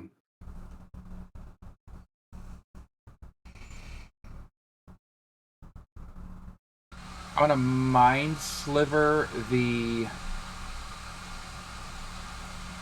creature attacking the elder. Okay. Intelligence That saving is throw? a 16 intelligence save. Okay. That is a fail. It takes 10 psychic damage, Okay. and it has a negative 1d4 from its next saving throw. Let me grab my D4 and set it close to me to remind me. All right. You're going to need it right now, so Oh, okay then. I am going to quicken spell, Okay. and I am going to cast Tasha's Mind Whip, which is a DC 16 intelligence saving throw with a negative D4. Okay. It is a fail. It takes 12 psychic damage. All right. It And leave that right cannot there take for me. reactions. It cannot, and it can only choose to move, attack. It can only get a move, an action, or a bonus action, and it cannot take reactions until the until the end of my next turn, Okay. I believe. End of If its next turn. End of Its its next next turn. Okay, yes. So, at that, and then I'll just shout to the elder, "Run while you can!" Okay. I have it distracted. Okay. And I am also going to go ahead and go, nope, and step back 10 feet. Okay. And that's the end of my turn. Pyre, it's your turn. All right. I'm going to turn to Tam real quick. It's like, well, I guess we're experimenting now, and I'm going to start raging. Okay. Oh no. Fucking be careful. I'll try to. And then I am going to take off running to here. I think that's 40. Okay. When you rage, I need you to make me a wisdom saving throw. All right.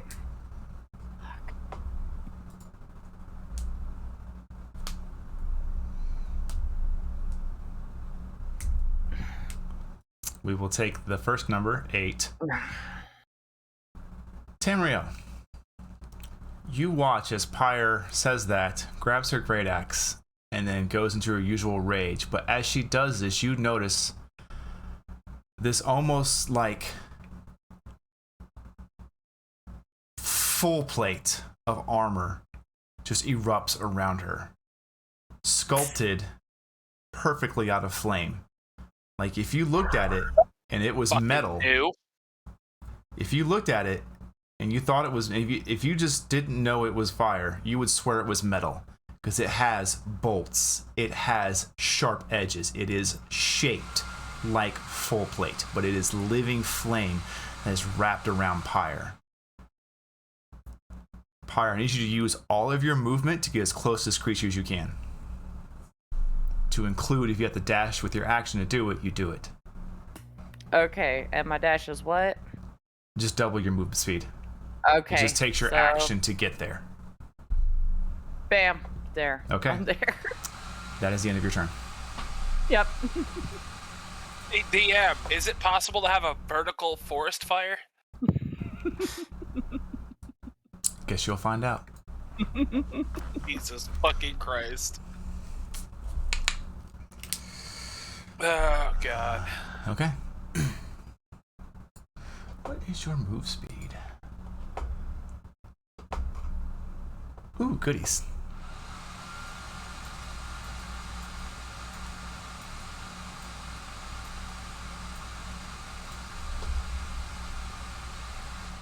Yep.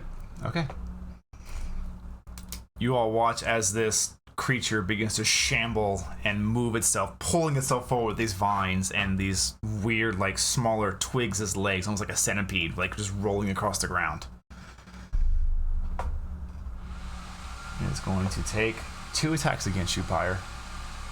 All right. Oh, it has... Never mind. It's not going to go that close. It doesn't have to. I didn't see that. All right. So 13 hit you? Does not. It's an 18 hit you. Yes. Okay. You take 7 points of bludgeoning damage and 6 points of piercing damage. So that'd be... Is that already halved? No, not yet. I'm getting there. 6 and 7, 15? No.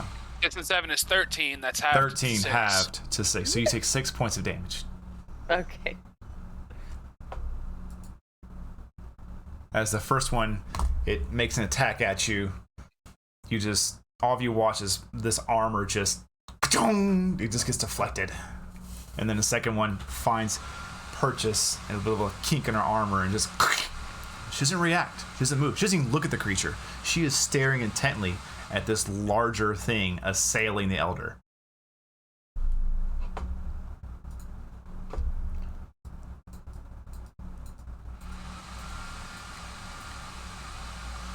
This is going to come up to here, and it's going to make its 2 attacks against the Elder. Bye, Elder. Actually, that does not hit. That does, though.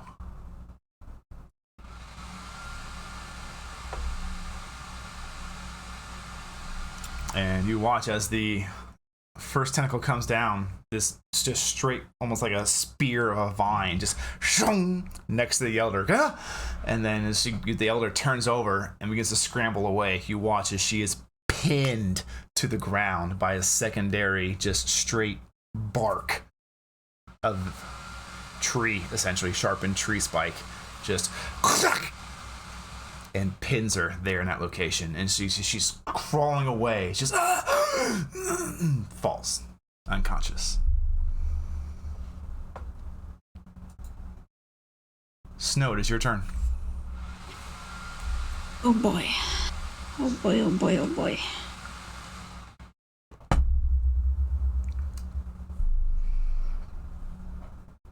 Things I can do, things I want to do.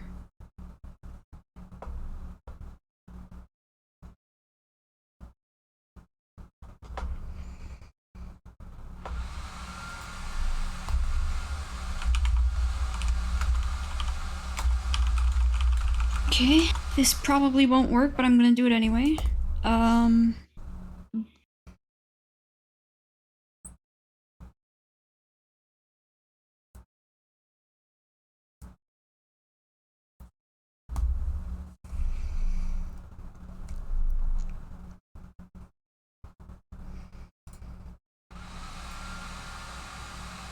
Or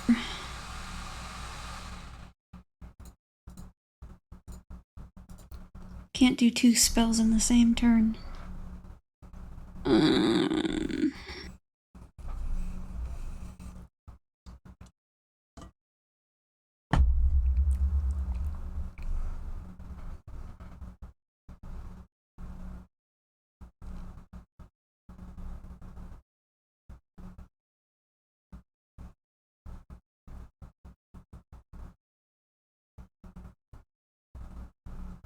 This is interesting. Not gonna lie.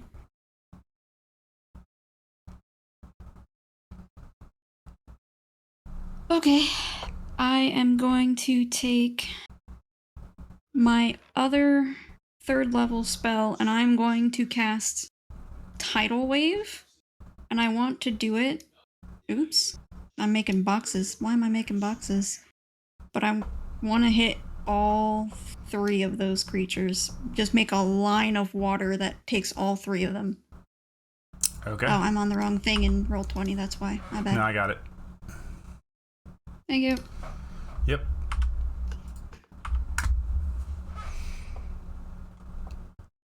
All right. So, What is the 30 saving throw for that? That is a dexterity saving throw. Okay.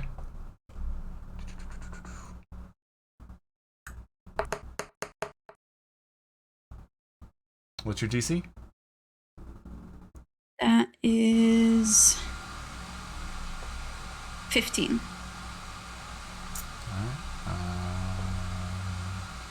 The far left one succeeds, the far right one fails, and the center creature succeeds. Okie dokie. Give me just a moment. Whew, not horrible. So the ones that succeed take half of 21. Okay. The one that failed takes all of that damage and is knocked prone.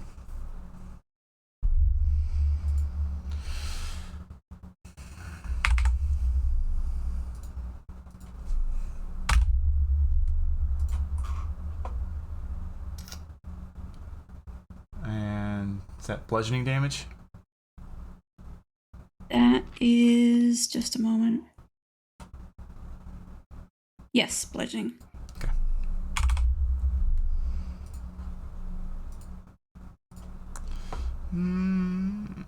What's gonna be our prone symbol? That'll work.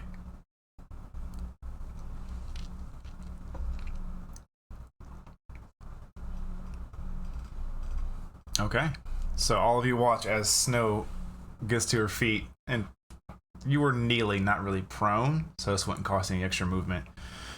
But you get up and you just trace your hand from far left to far right. And as she does this, you all watch as out of the ether, this just absolute tidal wave of water just sweeps across. Pyre, it just moves right past you. You're unreacting to it. Don't worry, I'm not gonna get you wet. I think I'm too zoned in to care. Probably. Probably.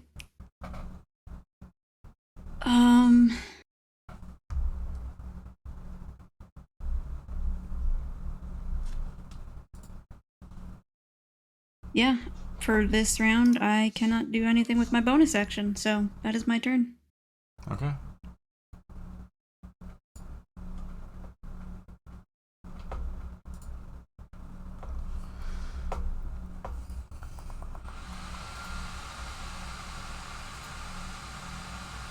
Tam, it is your turn. Yeah. When Pyre bull rushed into the circle, did anything happen to her or stop? Are the circles still glowing? They are faintly glowing, but not as intensely as earlier. And you just watch her just run, just do. Like it was nothing. Like it was nothing. All right, I'm going to use my bonus action now to swap my whip for my longbow. Okay. 5, 10, 15. God damn it. Hold on. This thing's being stupid. Okay, so I was right here. Okay. You so were this back one thing's more. Yeah, Yeah. I know. I don't know what the hell is the deal. There we go. 5, 10, 15, 20, 5, 30, 5, 40. Actually, and I take that back. I am actually within range to use my whip. Okay. So I am going to attack with the whip. Okay. Now, since he's prone, would I have advantage on him? You are not within 5 feet. Even though you are using a melee attack, you're not within 5 feet. Okay, but it's not a disadvantage either. No, it's not disadvantage. You're just not Alright. within that range. Gotcha. 24 for 8. Oh, wait. 24 does hit. 24 does hit. Yes. I thought of something that I did want to do with my bonus action that I should have said earlier, and if you don't want to let me do it, that's fine. I was going to use Radiant Channel. I'll allow it. Not Radiant Channel. Hold on, which one was it? Soul of Silver. Sorry. Yeah, where okay. it makes Gotcha. my weapon magical and silvered for a minute. Sure. So I will mark my radiance. That was 24 to hit for 8. That hits. 24 to hit for 10. That hits. And I'd already used my bonus action, so 18 magical silver slashing damage. Okay. Actually, do me a favor. Make those attacks disadvantaged. Okay. I almost forgot about this. Just roll 2 more rolls. Still hits. Your second attack does not hit. Okay. As you strike against this creature... No. Never mind. You pierce it the first time. You can use this ability. So as you strike against this creature, as you come up closer, you're watching it, you kind of notice there's these kind of almost like free-floating vines that seem to be kind of twitching about, ready to catch or potentially deflect an incoming attack. But you come in and you just kind of maneuver your whip about, and you're able to crack it into its body, and you watch as all of them just kind of spaz, unable to move from the pain, and your second attack goes through. Would they have been moving at all since they took damage the previous round?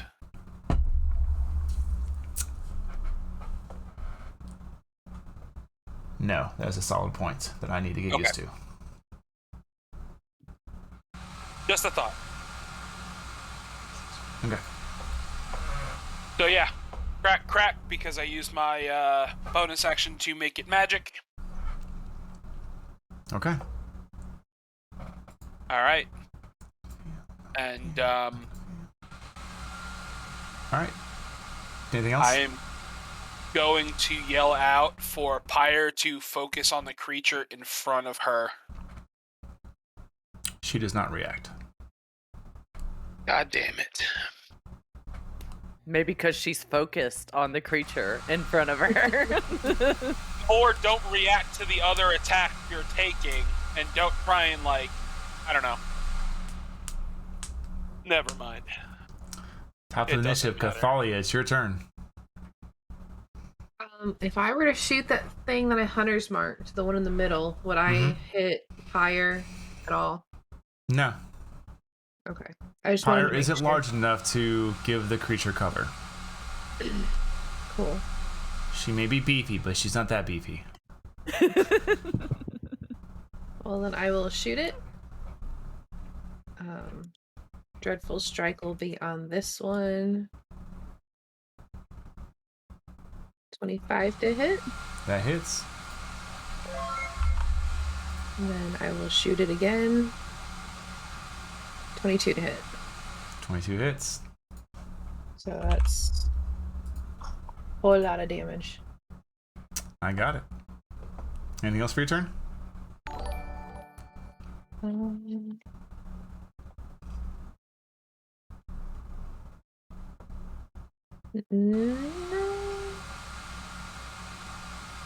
15 feet. 20 feet this way, and then I'm good. Okay.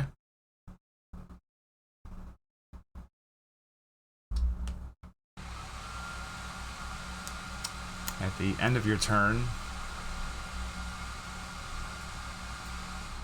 you watch as they didn't transfer.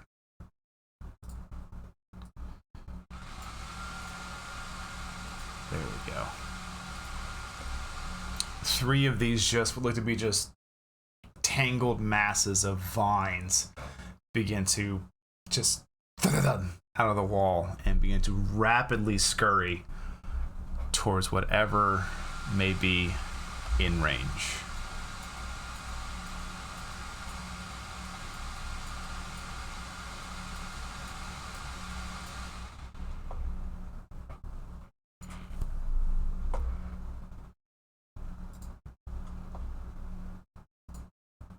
This creature will take its one attack against Pyre.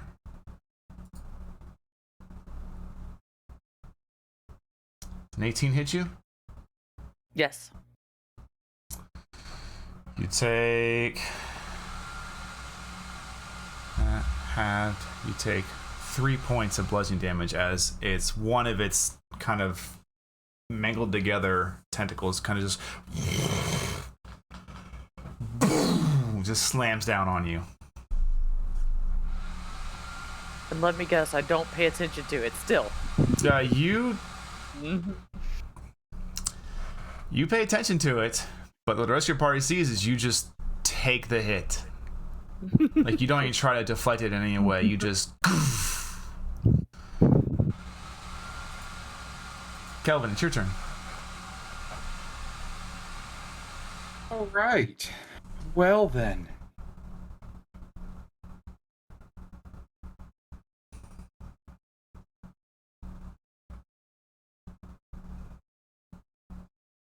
I am going to... I'm gonna drop a spiritual weapon at 2nd level. Okay.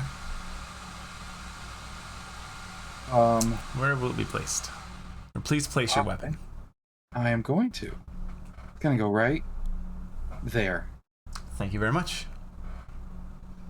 And it is going to do its thing on the initial creature that was summoned. Sure thing. I'll roll for that now. That will hit. Ooh, That is nice. a 20 to hit for 12 force damage. Got it. And I'm also going to reach out with...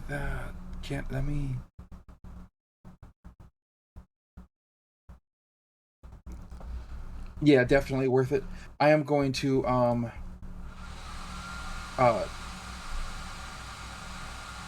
use 2 meta magic points and quicken a Spare the Dying for the Elder. Do you have the ability to cast that at a distance? That is a good point. I don't... Wait, I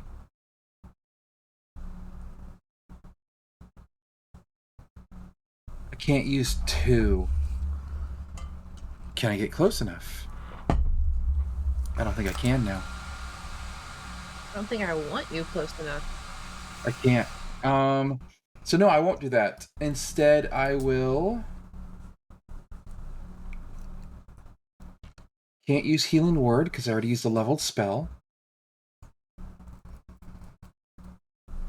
So instead, my thought is kill the thing as quick as possible. So I'll still use those sorcery points, and I will go ahead and I'll quicken Toll the Dead on the same thing. Okay. Solid. Instead of Spare the Dying. Wisdom save? Wisdom save, yes. What's your DC? 16. That is a success. It takes no damage. Okay.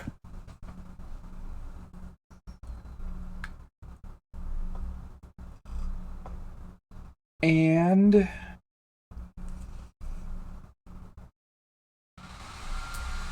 that's all for my turn right now. Okay. Pyre needs you to make 2 reckless attacks at the middle creature, please. Okay. Oh, one other thing. I would move to here, back to where I was. Okay. That's it. Ooh, Nice. Nice. God damn.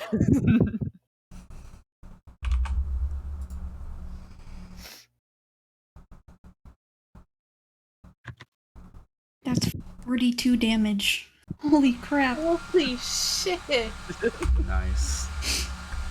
Boom. Big boom. All in a day's work. You take these, as you all of you watch take her axe. You watch her axe is actually outlined in this like slightly larger version of her axe blades. Like the blades are still there. It's a translucent red effect, but you can see there seems to be a more malicious looking form around it.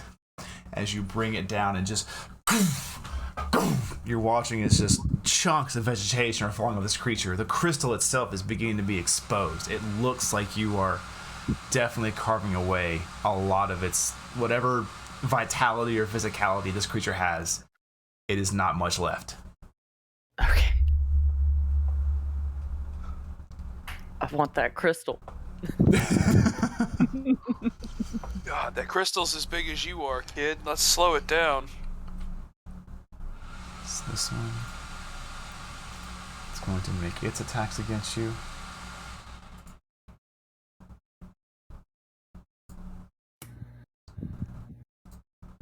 So 15 hits you there, Miss Pyre? Nope. Okay.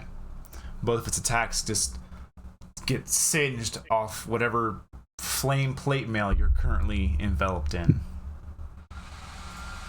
As the one to the right will get off of its prone position.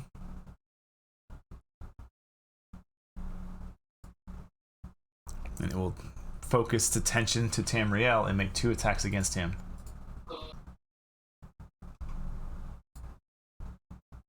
Natural 20. Uncanny dodge. No, just kidding. And a 10. So you take 17 points of piercing damage from its first attack. And then Okay. as the second one comes in, you're able to kind of meet Vine with Whip and knock it out of mid-strike to you. Damn it. Boot and rally. Snow, your turn.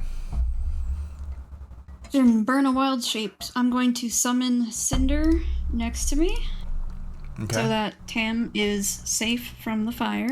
She's Okay. going to appear here. Okay. Oops. Are you immune to this fire? Yes. Okay. Every I figured as creature much, other than just myself. wanted to make sure. I double checked.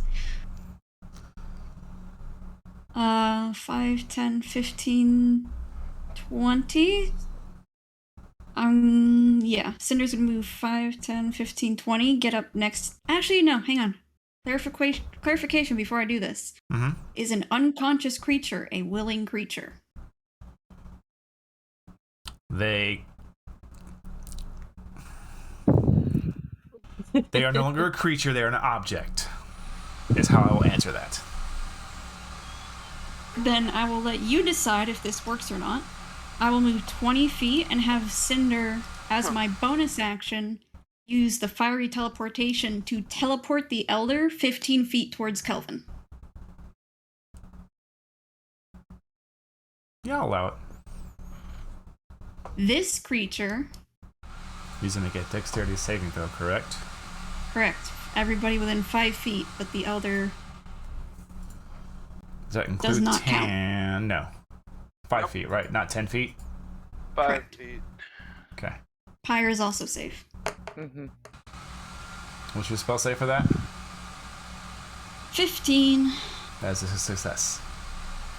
Okay, no damage. Okay. But the Elder and Cinder would go 15 feet in the direction of Kelvin. Okay.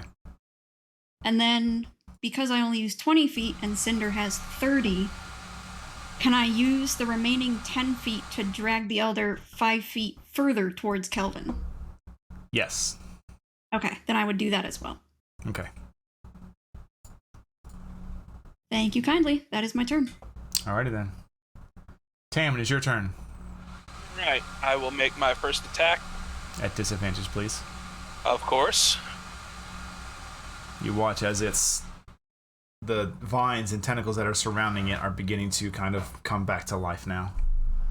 17. Still hits. Perfect. And with that strike, you watch as they shriek and just freeze in place. Yeah. Get it. I am going to... No, I'm not. Not yet. I am going to make my second attack at a regular attack. Yes. 19 for 9. Definitely hits. Bonus action 22 for 9. Alrighty. 25 magical silver slashing damage. Anything else for your turn? You gonna move? Or you gonna stay there? I am going to... I'm going to stay here because I'm kind of in between Okay. everybody except for Pyre. So, considering she's not reacting to what anything else is saying, if stuff starts to drop and move, I need to be able to shift with it to kind of keep everybody else safe. All of you watch as one of these tangled masses of vines begins to frantically make its way, presumably towards Pyre, and you watch as it gets closer to this other creature. It actually leaps into the air and begins to wrap itself around it, almost as if patching in the vegetation that had been cut off.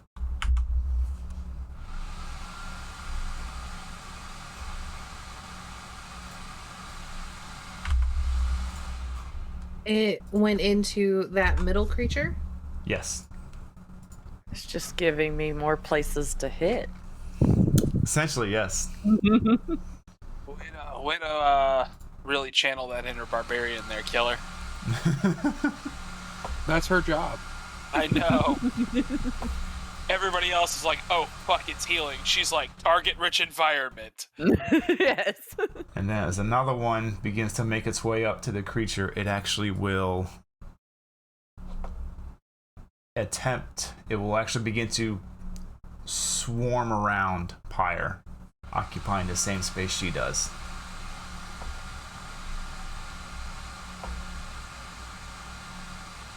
Is it gonna make me bulkier too? Not quite, no. 20 to hit. That is. Okay. Takes 7 points of piercing damage. Mm-hmm. And so 7 halved would be 3, essentially. And then 9 points of poison damage, which you don't have. Something about the current state you're in, you don't seem to have the full forward constitution you're used to.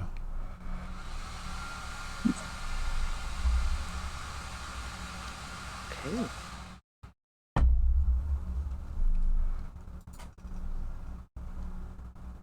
Not making me bulkier, but it's making me angrier.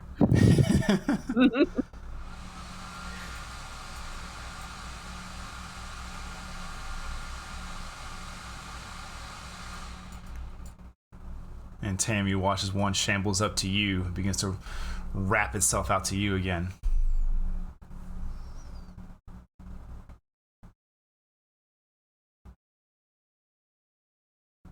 Was that just for you, Annie, or is that across the board?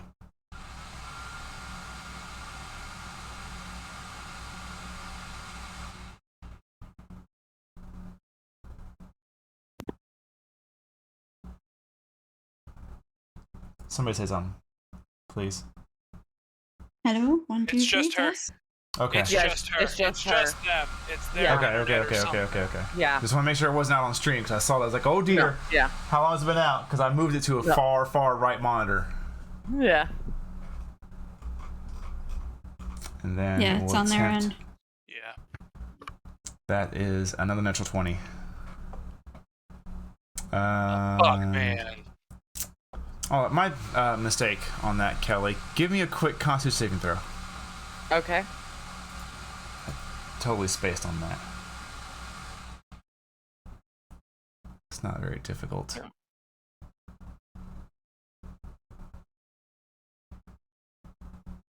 We'll just take the first number. You did fail. Never mind. You're good. Yeah. I need the same thing from you, Joe. 17. Did you plan to use help? I did. Okay. You succeed.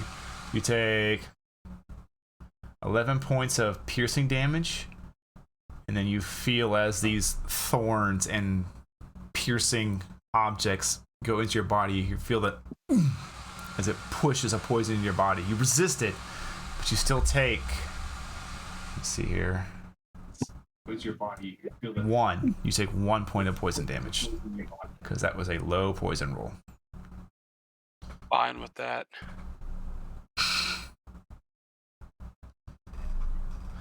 All right. Top of initiative, Cathalia. Okay. So we've been fighting with Pyre for a while now. Mm-hmm. I can usually tell when she's raging if she doesn't take as much damage as she should, right? It would be difficult to tell on this point because it was a poison that was Right. injected in the body. You just saw her you just see her kind of standing there, taking hits and giving them back. I'm struggling with the decision because player me is like, no, don't do this, but character me is like, yes, do this. So I'm like mentally struggling at the moment. Do it. My next question is, would Dreadful Strike, Hunter's Mark stack with Hail of Thorns? Or would I have to leave something out? Let me look. Okay. Because I've never done this before.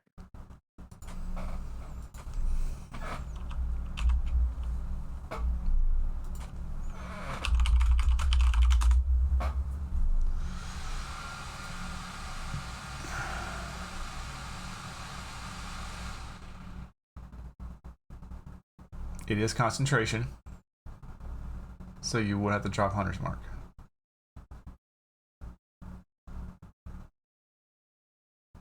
Okay, next question. Those other creatures, oh, they're too far away. I would say your class abilities would not stack with this based upon that it is essentially creating a arcane manifestation of the thorns that rain down. Okay. I will just leave everything be, and I will shoot the one in the middle that I have Hunter's marked. Okay, go ahead and roll to hit. If it's not broke, don't fix it. This will have Dreadful Strike. The 27 to hit. That hits. And then without Dreadful Strike, a 23 to hit. That hits. Heck yeah. Oof. Good damage. How bad does it look? It seems to be close to where it was before you saw one of those other creatures just leap onto it and melt itself to it. Actually, the creature you saw that began to try and get a grip on it didn't seem to be able to fully integrate itself before you just like, and you took 2 shots right at it, and that mound just falls at Cathalia's feet and begins to ash away. Perfect. Okay, I'm happy with where I'm at, so I'm just gonna stay there. Okay.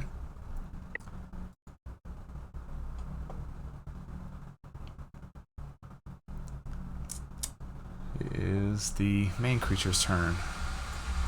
Freed of any effects from Kelvin right now, correct? Before I double check myself, before I double wreck myself. Yeah. It. Okay, just checking. It's going to make 2 slam attacks against you, Pyre. It's a 17 hit. Nope, does not. Does not hit. Okay. No, 11 doesn't either. Okay. As both these, as one comes down on you, you just take that menacing axe and just knock it aside. The other one comes down, you actually catch it. And then you just shove it aside. It's the end of its turn. Kelvin, you're up. All right. I am going to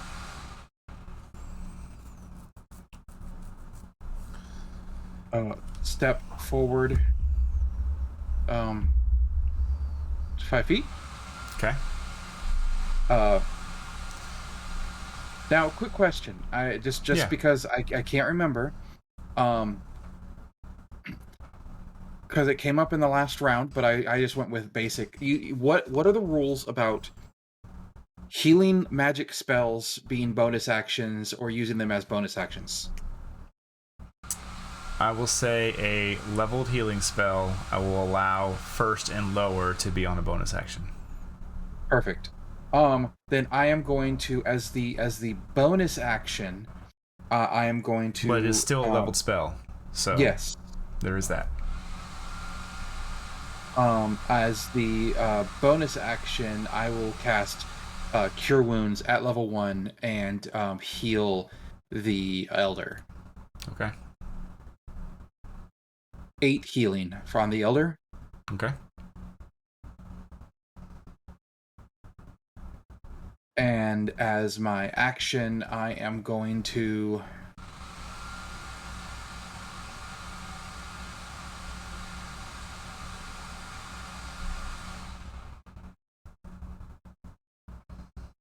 Wind spell.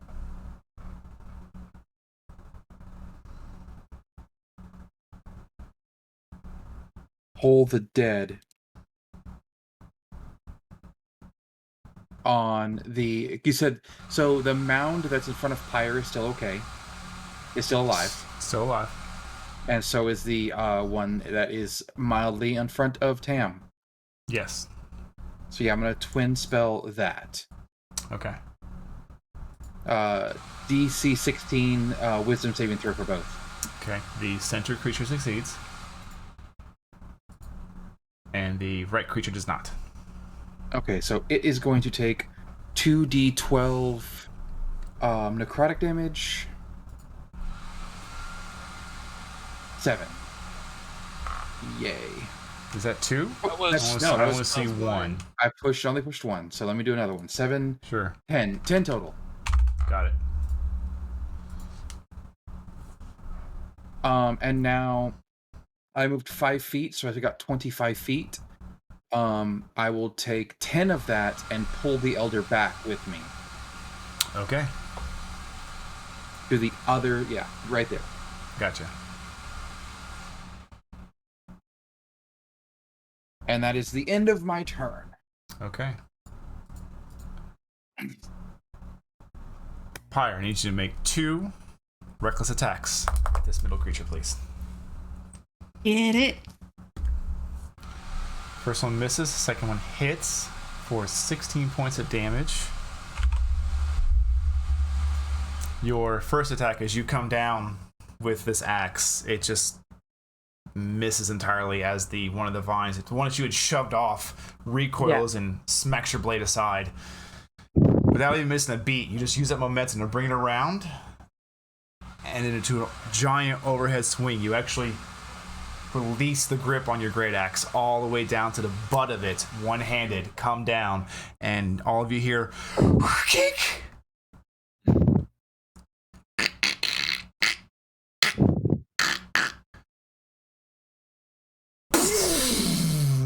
As an explosion of energy just goes straight up, releasing this torrent of everything you had seen be poured into it, is erupted straight up, piercing through this sphere that has surrounded all of you, actually creating a singular, probably about 10-foot wide glimmer of sunlight, now piercing into this mostly grayed out area.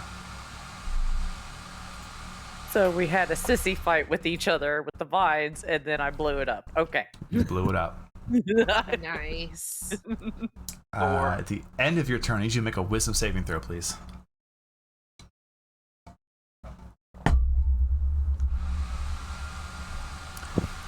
As usual, we will take the first number. Man. 4. I know, right? Alright. This creature's turn is this one. It will make its attacks against you, Pyre. course, I killed its friend. Yep. Rude. That was a natural 20. That hits.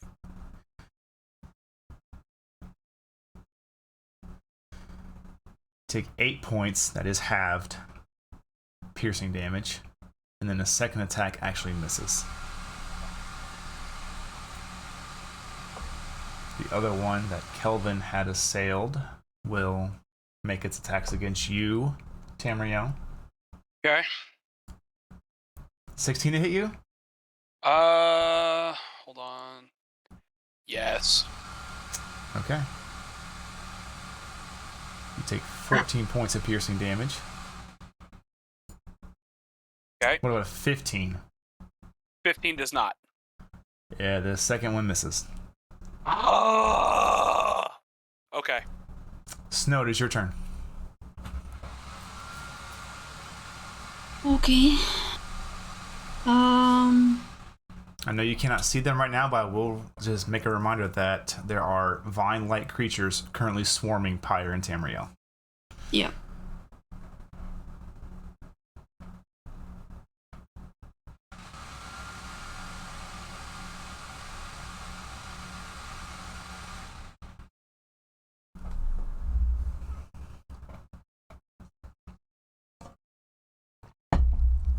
Thanks.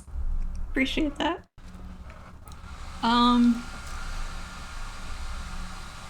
For an action,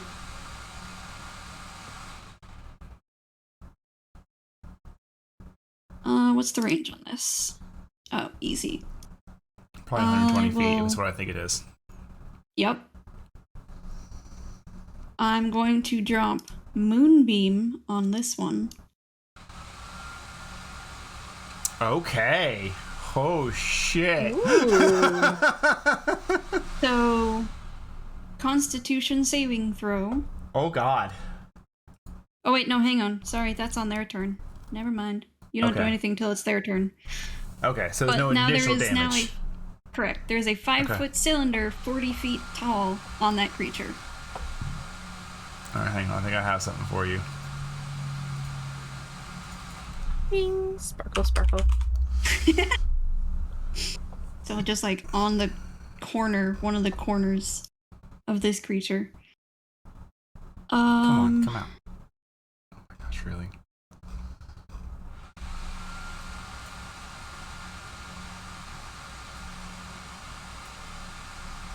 Oh, can I not pull any of these out? What's going on here?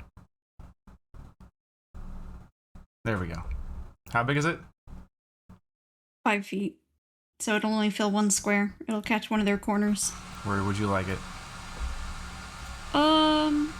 Yeah, right there is fine where you have it. Okay. And then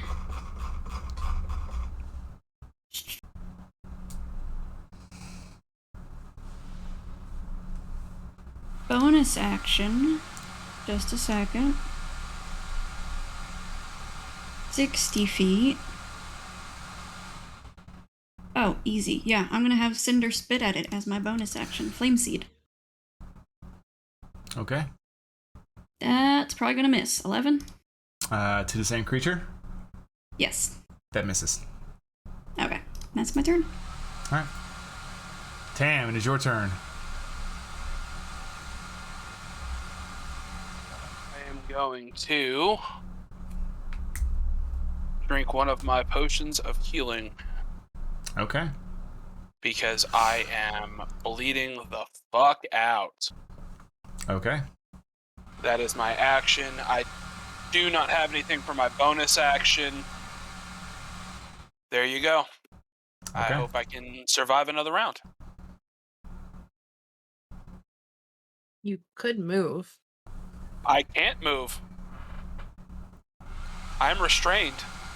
Oh, right. That's right. I forgot about those things because you can't see them. You're not restrained. They just believe they move with you. Let me double check. I mean, if they don't, they'll just move on their turn. I think you're just which grappled. is right after Tam's turn. Which so. would put you at 0 movement anyways. No, it's just in your space. It is not Oh, grappling you. You're not restrained. Yeah, I'll just follow you Yeah. after you leave. But I might be able to outrun it. 5, 10, 15, As you go to 25, move, 35, one of the creatures 40. that was nearest you lashes out with his vine to hit you. Yeah. That was this one. 18 to hit. 18 hits. You take 10 points of piercing damage.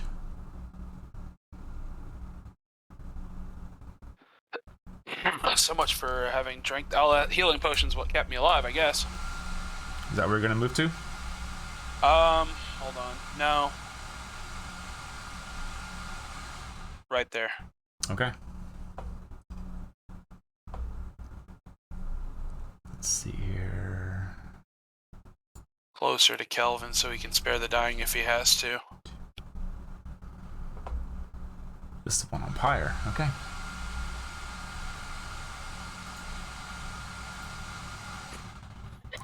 Natural 20 to hit you, Pyre. Mm-hmm. Take 5 Jeez. points of piercing damage. That's halved. Mhm. And then let me see here. Where is...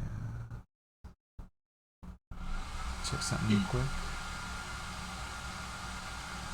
Give me a Constitution saving throw. Please. Yeah, you pass, so you'll take half. So 5 points of poison damage.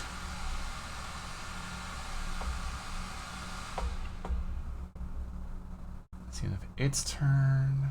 The one that wait, this is the one that was on Tam. It will use its movement. Who is the closest thing to it?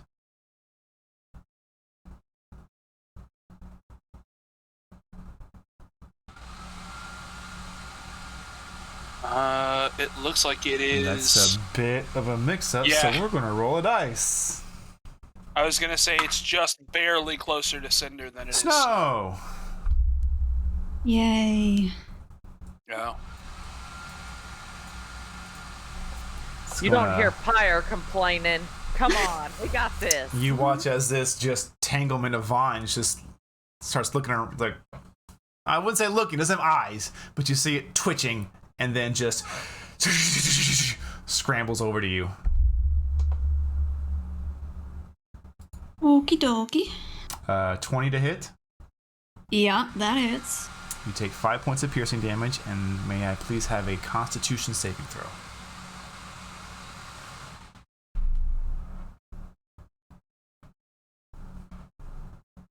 Seven. You take 10 points of poison damage. Ow, that hurts.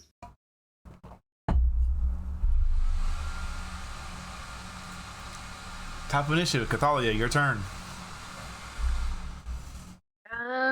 Well, my hunter's mark is kind of floating in the ether or whatever. Yep. It's just a boot.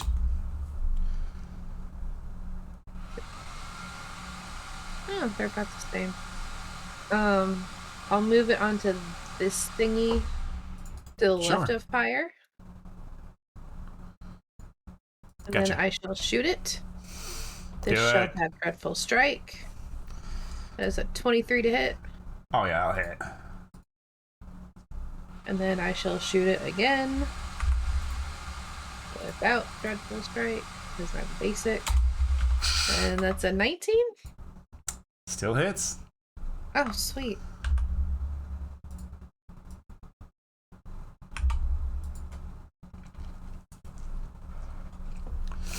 And I'm still 5, 10. I'm gonna go 25 feet here. Okay. Yeah. And then I'm good there. Alrighty. This creature is deceased. Kelvin, your turn. Okay, I am going to go ahead and do an oldie but a goodie.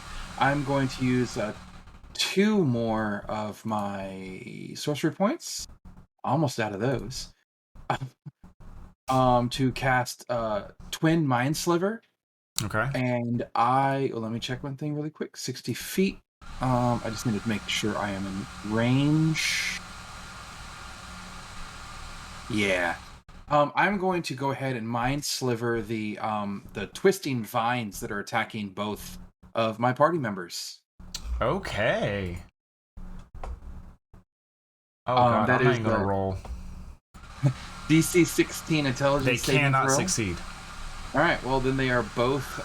They both take 5 psychic damage, and now they both have a negative D4 to their next saving throws. Okay. I'm going to upcast Tasha's Mind Whip to a 3rd level spell, and they're both going to get the same thing. Okay. They cannot succeed. All right. So then, So they both take an additional 16 psychic damage. They can only action, bonus action, or move, and they don't get reactions until the end of their turn. Gotcha. Thank you for putting in chat for me. Appreciate that. And I adjusted my spell slots. I still have a 2nd level, and I took one of the 3rd levels away. Okay. Your turn? That is the I'm also going to look down at the elder and go, get to the tent now, and then that's the end of my turn. Okay.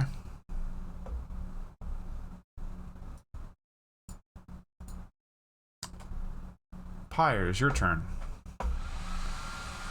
I need you to choose left or right. Actually, you don't get a choice. You're going to engage the left one. Yep, that's what I was going to pick anyways. It's closer. And then, please give me 2. Thank you. Perfect. Wow. Damn. Yes. Another Let me see natural here. 20. Which one is this? That's a lot of damage. Well, I thought that's what I was 43. supposed to do. Okay, I thought that's what I was supposed to do. A lot of damage. Oh, you're doing. Yeah. It is crippling at this point. You have damn near destroyed this creature. Alright, just from my knowledge, which one is A and which one is B? Yeah, because of the ring. Yeah. Oh yeah, I've got you. A is coming up right now. Okay. So is it at the top of their turn they need to do something, or the bottom, or end? At the top of their turn, when a creature enters the spell's area for the first time or starts its turn there, it is engulfed in ghostly flames that cause searing pain, and it must make a Constitution saving throw. Fail. Oh, nice. Alright. Then it takes 12 radiant damage. Snow, as you begin to feel your spell culminate and focusing on it. Is it a concentration spell? It is. Yeah, you focus on it and you can feel it's ready to strike. You take your paw out, kind of halfway up, and as you clench down and rip down, you watch as that bit of glimmer of light that has pierced through this sphere that seems to have encased the area coalesces into this grayish pillar of flame and strikes down and obliterates this creature in just this impact. Just and it's flattened by force, and then the gray flames begin to just eat away at it as it is no longer of this field. Call out to the side. Sorry, Pyre. She doesn't look at you.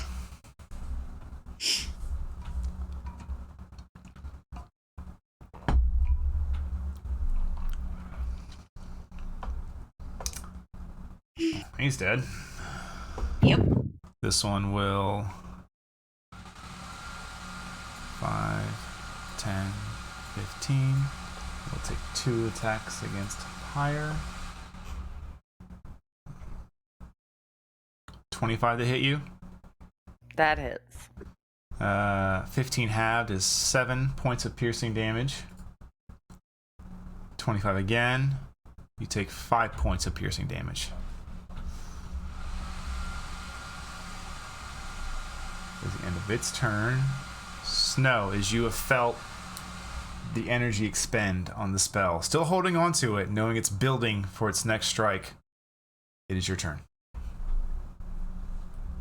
So for an action, I will actually move it to the other creature, so it will sit there again, How far waiting can you to move strike. 60 feet. Oh, Moonbeam is dirty. where would you like it in?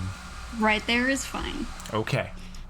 And then, since that is an action to move it as a bonus action, would I still be able to cast another leveled spell, even though I'm holding concentration on this one? I don't know how that You works. would. Yes, you would, because you didn't actually cast the spell. You just held on to it from the last time. It doesn't count as a new casting. As You a can bonus cast action, any, I'm going any other to... non-concentration spell you can cast. That is a bonus action cast. Yes. I'm going to leave Tam to Kelvin and cast Healing Word on Pyre. At 2nd level. Alrighty then. So that is 9 healing for Pyre. Pyre, you heal 9 from Snow. As you hear this strange language come from her lips as she speaks Druidic, but something seems to revitalize your wounds. I'll take what I can get. Okay. Oh, my mistake. That is my Give me a turn. quick wisdom saving throw, Pyre. Forgot it was the end of your turn. 17. Okay. You are unsure how much time has passed that you've been in this space. But it's like you feel like you're in the stands of the arena, looking down into a fighting arena. But you're not watching other soldiers fight or other gladiators fight. You're watching your body fight creatures under somebody else's control. And as you look, you can see a familiar flame form surrounding your body, controlling you. You've been shouting and shouting for as long as you can remember. But finally, you run to the bottom of the stands. And should you so choose, you may pierce through whatever was keeping you at bay and regain control of your body. Yes. Okay. As you regain control of your body, the armor around you just dissipates. And you can feel that familiar primal rage of the bear course through your veins once again. You are in your normal raging state. Thank God. What And the Snow fuck has been going on? And Snow has her turn. You yell that out. Snow, Yeah. you have your turn. Smacking Tam. things. Tam, it is your turn.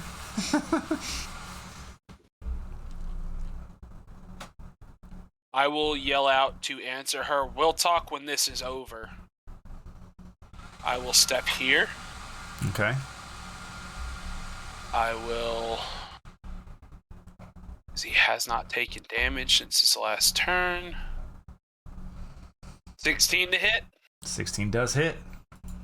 for 10. Okay.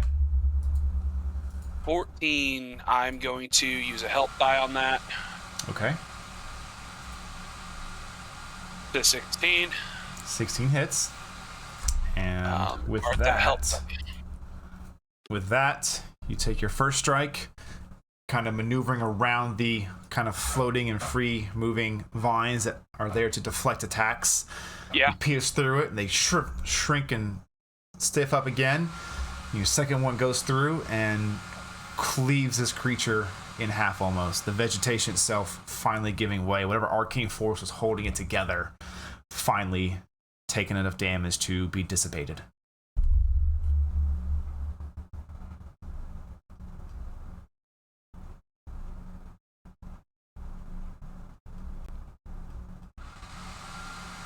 I am going to. I am just not. I am gonna stay right here. Okay. Nature's dead. Which one is this? 2. So he's gonna jump back on the pyre.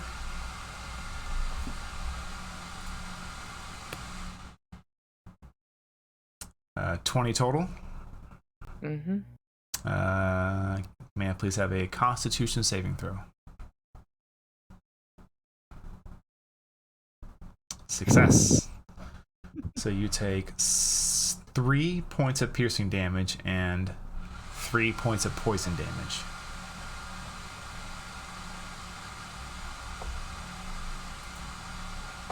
The one on Snow will make its attacks against her. They cannot pierce.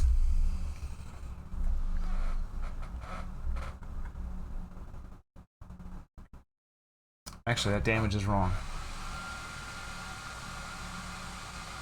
You take 1 point of piercing damage, but still 3 points of poison damage.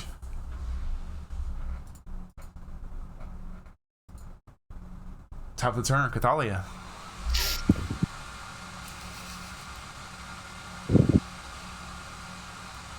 Well, I don't see anything. You do see 2 of your allies wrapped up in angry vines. Yeah, but what can I do? Oh, fucking shoot. You are more than welcome to attempt to strike the creatures that are surrounding your allies. I can try? You sure can. Who are Love you going the to shoot? confidence, kiddo. The one on Pyre, since she's raging. Okay, roll to hit. There's no hunter's mark. Well, I mean, I can move it. place hunter's mark on them. Yeah. Yeah, I'll do that. I'm going to move you for 1 second, Pyre.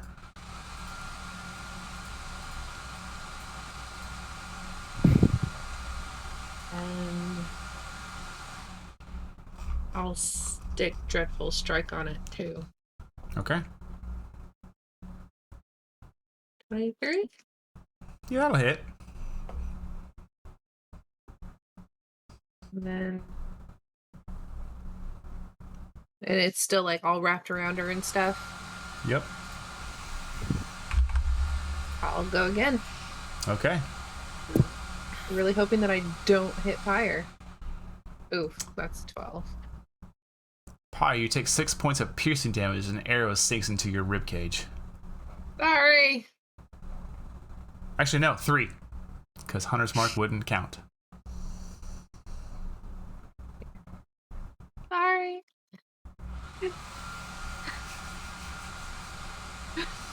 I can't hear you. I said, what the fuck? I'm not Tam.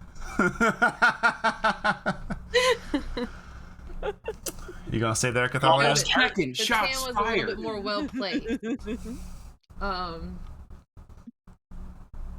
I'll come up 15 feet. Okay. And yeah, I think that's good. All right. Deceased.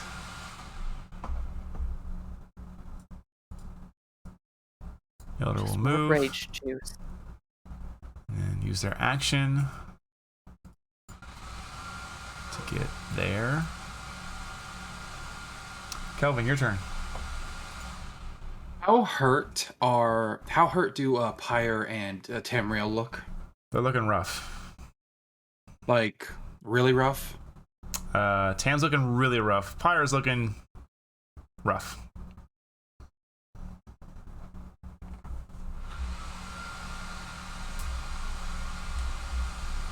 Yeah, Kella's going to run up, take all 30 feet to get to here.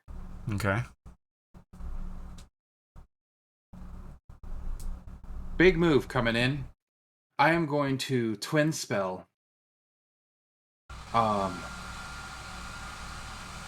Cure wounds. No. Oh. Life transference. Ooh. Which means I am going to take 4d8 damage. Damn. You take 29 points of necrotic damage. And Good heal. roll. Yeah, and I heal each of them for double that. So each of you gain 58 healing. Okay. As I basically... Is it originally 2d8 damage to you and then... No, it's my life is part of the casting, and then it targets one person to heal. Right, but if you're twinning the spell to cast it twice, does it hit you twice? Because you're pumping out twice? From everything that I've seen, it takes it as I only pay once, but the effect can go out to multiple people. If you want to do it differently. No, I'm sure you've done your research. That's good. So yeah, so you get so they each get it's equal to twice the amount of necrotic damage I take. They get healing. Okay. So they get 58 health each. Okay. As both of you watch as Kelvin's physicality drain. Kelvin runs up, puts one hand on Tam, one hand on Pyre, and you see him just taking this deep breath, intense, and you actually watch as his form is drained of life. You watch as these black veins just seep over his flesh, and where he touches you, you watch as it turns into this healing light. You can see his muscular physicality actually deteriorates just a bit. He looks dehydrated. He looks famished, like he hasn't eaten in 4 or 5 days. In a matter of seconds. I didn't see that I could be to within 30 feet, so I would actually be right here.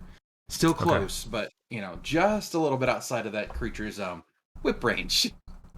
Nope, we're going to keep it. I said I ran up. I ran up and touched well, they're them. they're both dead, so. Yeah. Well, I ran up and touched them. Okay. End of your turn? Yeah, that's the end of my turn. Okay. Pyre, you have regained control of your body. What would you like to do? Okay. You are currently surrounded by a small sliver of these living vines around you. Yeah. I don't know if I could possibly do this without hurting Kelvin. And could I possibly do oh my god.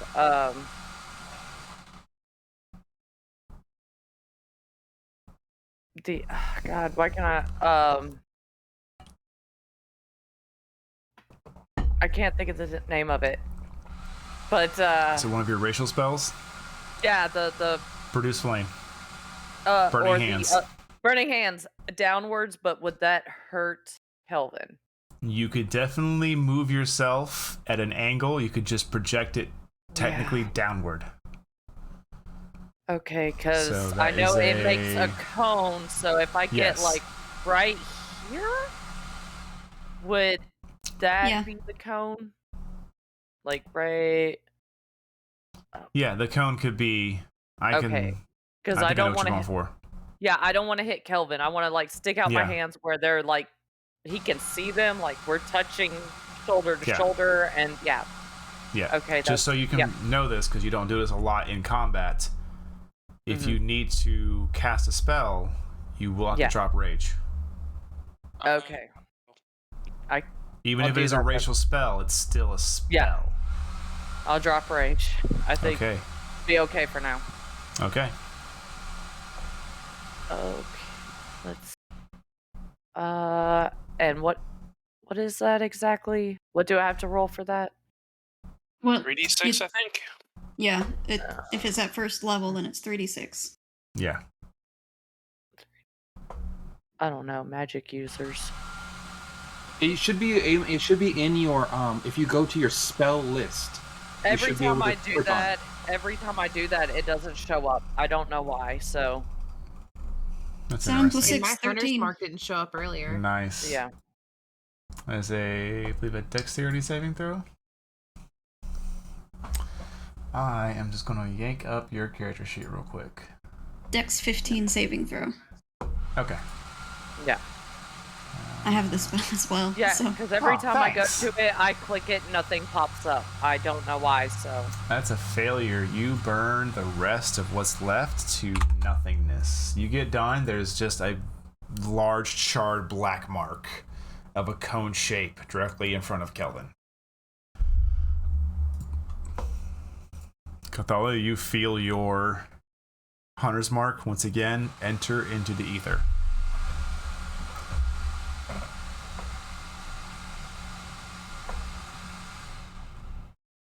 And There your was turn? just 2 of them that's left, right? There is one left. It is currently surrounding Snow. hmm Tam got rid of his. yeah, The one that was yeah. chasing Tam Left. went to Snow Yeah. because he ran. Yeah.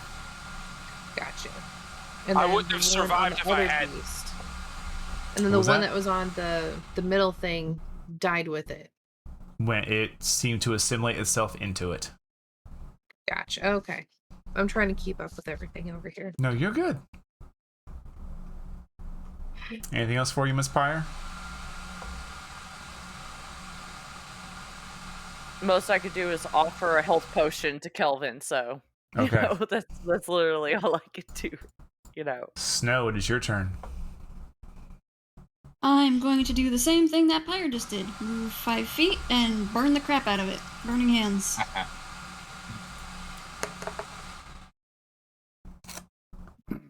Roll your damage. 12.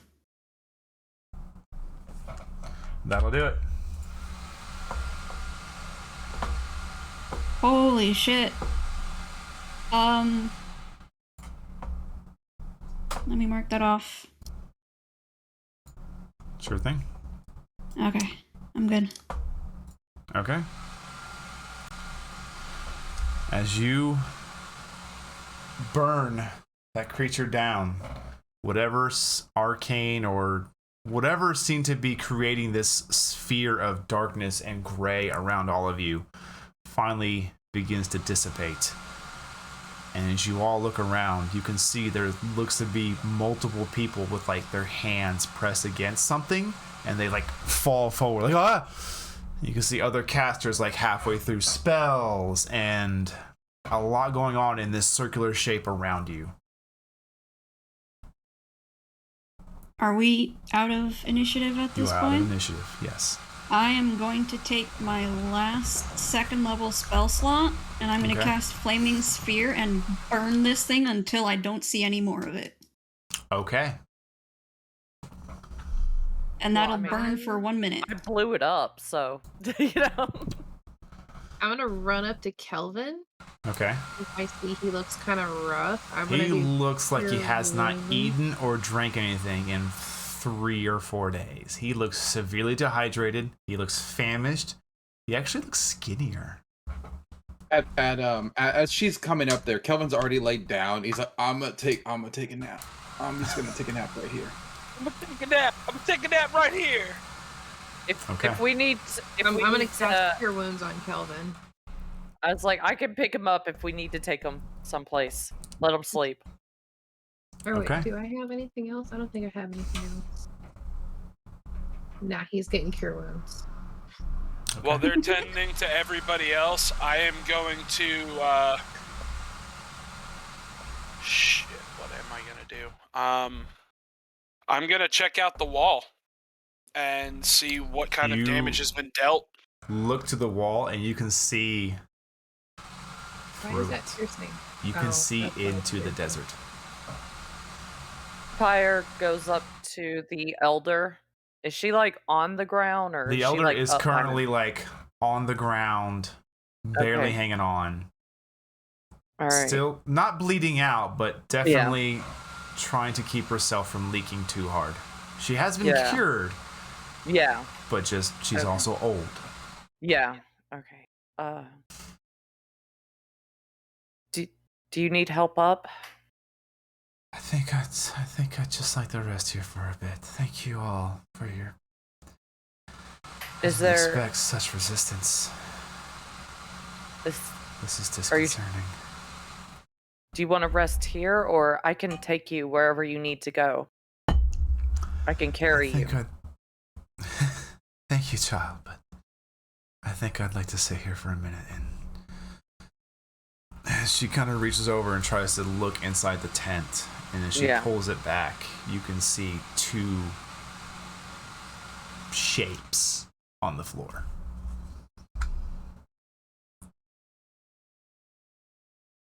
What kind of shapes? Humanoid in nature? Tabaxi in nature? Okay. So Pyre is with the elder at the tent? Yes. Yeah. Okay. Once I'm done with Kelvin, I'm going to go stand by Pyre. Okay. As you move over, you look inside, you can see the same thing inside the tent. Two unmoving Tabaxi figures. One much larger and much more muscular, and the other the familiar, skinnier lad you had seen the other night. The one that brought the book? Yes. Pyro's gonna look from the tent to the elder and be like, "Is there any chance you know what just happened?"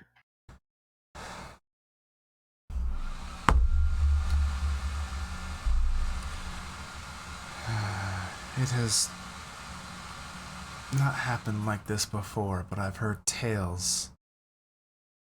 The elements of the wall tie closely to the veil. Sometimes, if the ritual is improperly performed or if something perverts it, a pocket within the veil can open and the energies run rampant, give life to whatever may be around to hold on to it. I believe that is what we saw. With the Validium. I believe something went wrong with the ritual. I don't know what. But to open a pocket within the veil itself. I'm going to do the earring to Tam. Okay. And tell him that he and Snow need to come here. Okay. Because I don't want to yell that across the way. Okay. And then I kind of look over at Kelvin and just give him the look. Okay. And wait for him to notice.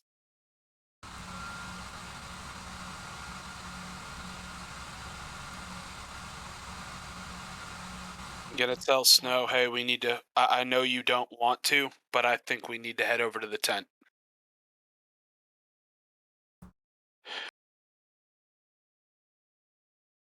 And we can go as soon as you're ready. Everything is packed. We can grab our things and go. These are your people, but we can leave when you need to leave. Yeah, just a minute. Yeah.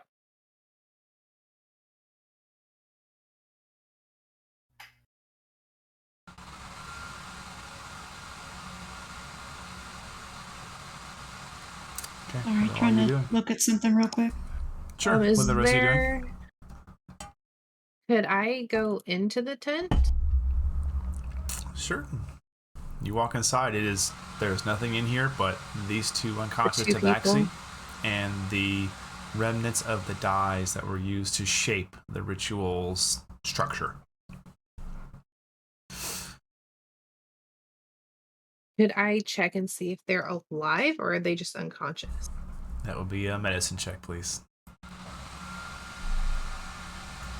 Pyre is kind of bent down, kind of looking at You're the not sure. That's a total of 10. Use hope dice 10. They're breathing.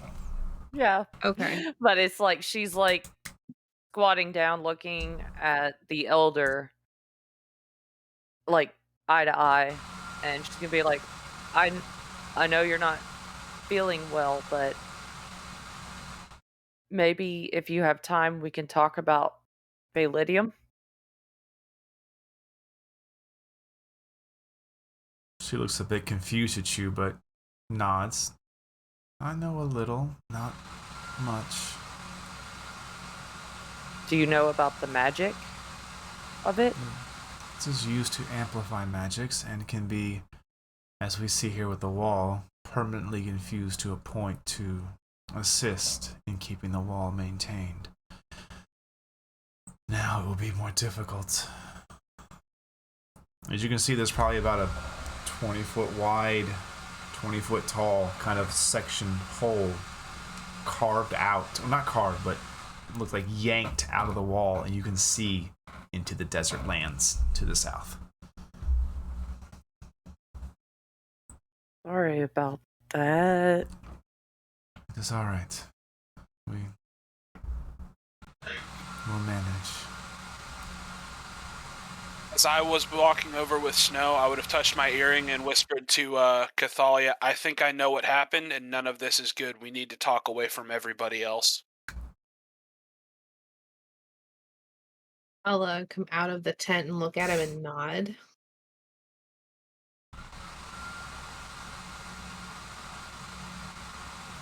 And then when I walk up, I'm starting to get I'll up tell the from elder the that ground. they're breathing, but they're out. I'm going to look at Pyre and say, hey, we need to talk tonight. You're taking a watch with me. I expected that. Sounds good. Okay.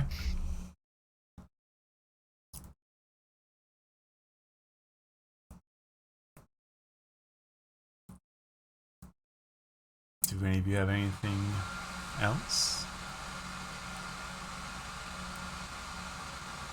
Not that I can think of. Okay.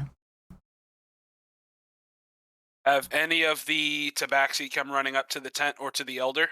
They've started. You can see now they're beginning to rush up. You guys were, it's a bit of a distance to travel, but they're now coming up. You can see two of them Good. going to slowly assist the elder to her feet and essentially carry her, but she looks like she's walking, so she's doesn't feel as prideful. Useless. Mm-hmm. Yeah. So besides the two in the tent, was everybody else pushed outside that circle? You can see, as you say, it's anybody that comes up.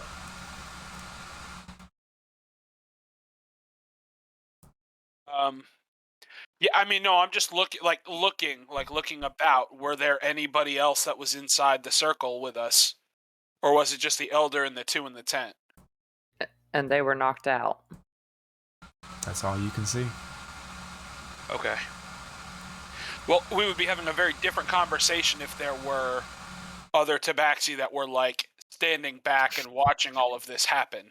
Oh God, Dad's about to get on to them. There's no need to, but it would not have been pretty. Gonna get a switch out. Don't need one, I got a whip. Snow, do you have anything else? I would probably eventually just make my way over to the tent with Cinder beside me. Okay. And kind of just following Tam's lead. Join all the others that are outside the tent. All right. You watch as a human and a tabaxi kind of go into the tent, close the flaps behind him. And then you also watch as a group of druids is beginning to circle the remnants of vegetation and look at the now broken in pieces, once Kelvin-sized Validium, now probably 4 or 5 shards of it. And they're starting to, you see them looking at it, conversing amongst themselves.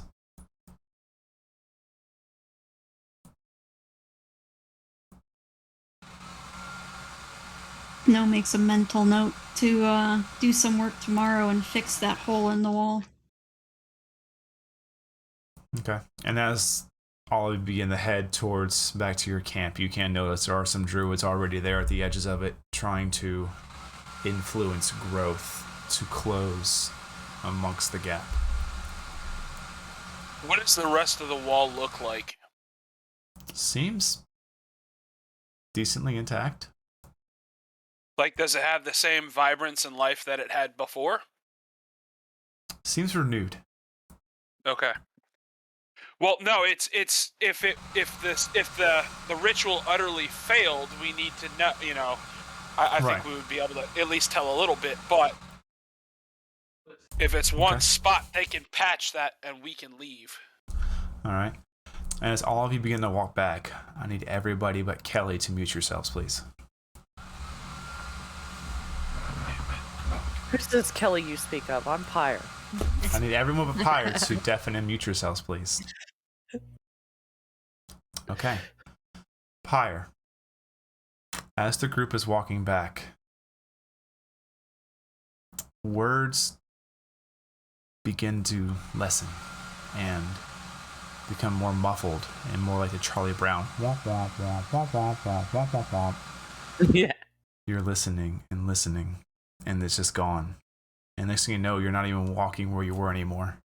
You are walking amongst a alien terrain, mountains, red rock.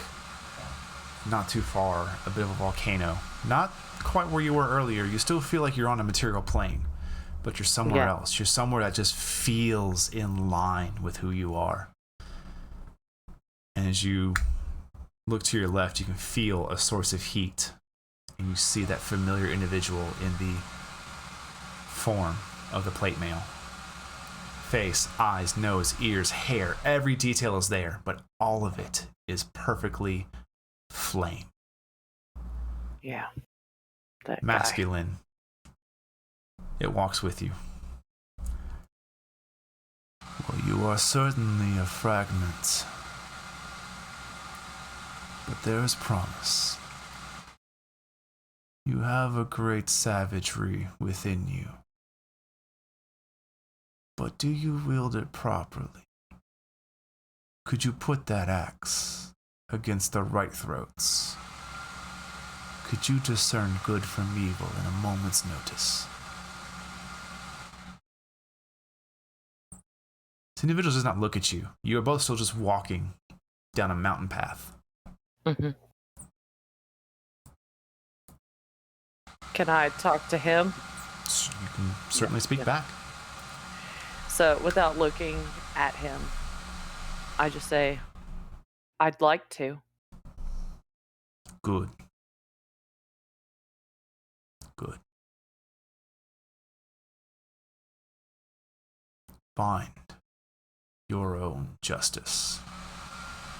And perhaps you'll find more of yourself.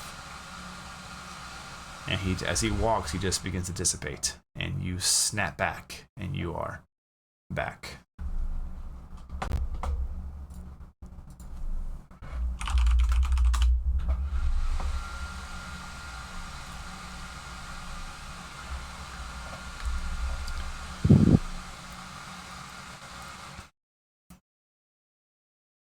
Well, hopefully he's paying attention, because I'm going to keep going.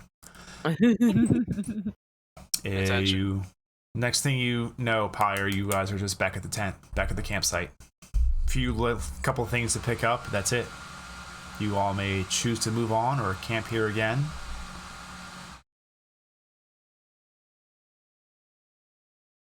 What would the party like to do?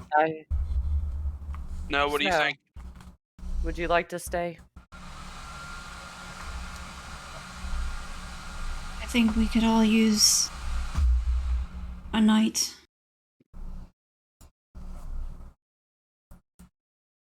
I agree. Okay. With that, we will end tonight's session. Everyone, please level up. Ooh, hey. Oh my. Oh god, D&D changed their crap again. This is gonna get confusing. Yay, we're level 6 now. Congratulations, everybody. Good fight. Good encounter. Hopefully it felt good. It felt kind of terrifying. It felt awesome. Any level questions you had for now and then, you can talk to me in private. We will get with that. But with the session out of the way, thank all of you so very much for hanging out with us during this session. Ran over for a bit, but I wanted to wrap some things up before we ended it. So thank you for sticking with us. to all of our followers, subscribers, all those who give us your support. Once again, we cannot put it into words, and we just hope we're doing you a proper service and bringing you high levels of entertainment. Until next Wednesday, have a good one. Hi, everybody.